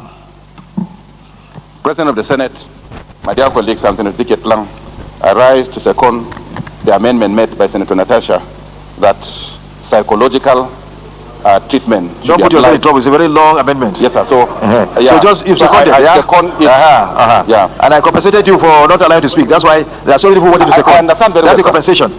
Bauchi Central, I'm presently the acting minority leader as at today. Mr. President, I am really delighted with the richness of this motion. This is a motion worthy of the Senate chamber. The details, the eloquence of presentation clearly spells out what the Senate is and what the Senate should be. Mr. President, this matter is unanimous. Nigerians commend their president, commend their armed forces, commend everyone involved in securing these abductees. Mr. President, what comes to my mind? We have had stories of rescue, and a lot of people had reservations. But this particular already rescue is a real rescue. And looking at the officers that lost their lives, looking at their religious background, looking at their ethnic identity, it gives you a complete impression that this is a Nigerian operation, whereby Igbos, Hausa, Yorubas, Muslims, Christians have lost their lives. What gives this impression is that we know we're Nigerians. We know the caliber of who we are. Once we put our minds to it, Nigerians can not only move mountains, we believe once Nigerians decide to do something, they can lead this world. Mr. President, having said that, what is important going forward now is to take a cue. Now we have people arrested. These people must immediately be paraded, prosecuted, and laid low. Take its course. Delaying prosecution will create another impression that something is amiss. I therefore call on the prosecutorial authorities to please, as a matter of urgency, let them prosecute, let them parade, let them show an example to these people. Secondly, it is clear that this abduction has nothing to do with religion. It has everything to do with money, commerce. It has everything to do with business. When you see toddlers, 1.5 years, 2 years, confined to this ordeal, I begin to ask myself, how would these people view Nigeria when they grow up? You know, this is something that they will live forever. And these are 7-year-old, 1 year old, 2 years old. Supposing they will stay for 80, 70 years, they will never forget this thing. So I employ the Oyo State government to also look for psychologists to them do what they need to do as psychologists. Secondly, the officers who lost their lives, the government and the Senate must ensure that this is done. The government must be seen to reward them openly. They cannot bring their lives back, but let the government do something tangible. It's not a matter of just give them a CO. No. Let them be provided with material things. And then secondly, the armed forces must also give them promotion posthumously, especially those who are alive. As long as you do this in the open, then you are encouraging security personnel. Therefore, I've been given 2 minutes. I would like to say, thank the National Security Advisor. You have spent 4 minutes already. To create this synergy between the security forces, so that those who are in captivity in every part of this Nigeria must be seen to be rescued in a manner already abductees have been rescued. Thank you very much. Senator Danduzi. My senatorial district is also one of the most affected in this criminality. But we have to commend the effort of the armed forces of the Federal Republic of Nigeria in terms of the sustained and coordinated operation to ensure the rescue of these children in Orire in Oyo State. And we have to commend the effort put in place by the President and Commander-in-Chief in making sure that those children are brought safely. Despite the fact of the trend, because the trend is one of the most dangerous and the most unfortunate place in Nigeria. But what is important now, I think it is very good to sustain this criminal operation against these criminals. It happens in Zamfara State recently, about 300 of them were neutralized. This is a very good development. It happens also in my senatorial district, about 10 of them were neutralized. It happens in Kaduna State. So what is needed now is to give the security, most especially the armed forces, the desire and the required support in terms of sustaining this military operation so that ọ̀nà láti gbọ́ yẹn èbó ẹnu ẹ̀kọ́ la fẹ́ gbọ́ torí ó ń ṣe èbó sọ sustain this criminal against the criminal ṣùgbọ́n agbọ́ fact lẹ́nu ẹ̀ àwa tá a ti ń sọ wípé wọ́n pa àwọn agbésùnmọ̀mí tó 150 last week la gbèrò yẹn ẹ̀ rí pé tó ti rí confam ẹ̀ ní Zamfara ní Gumi local government ó ní over 300 ni ẹ wá wo opposition sàn kankan torí ire yìí ló jẹ́ kí lè gan sọ̀rọ̀ kí ló dé tán celebrate over 300 kí ló dé tán celebrate ẹ̀ kẹ́ ẹ bá mọ̀ wípé Hausa yìí nǹkan sìán o wọ́n pa over 300 sínú wọn bàjẹ́ ni àwọn tí wá ṣẹlẹ̀ oríire wá bá wa wọ́n wá fẹ́ mọ̀ pinnu ẹ̀ ká yẹ yín.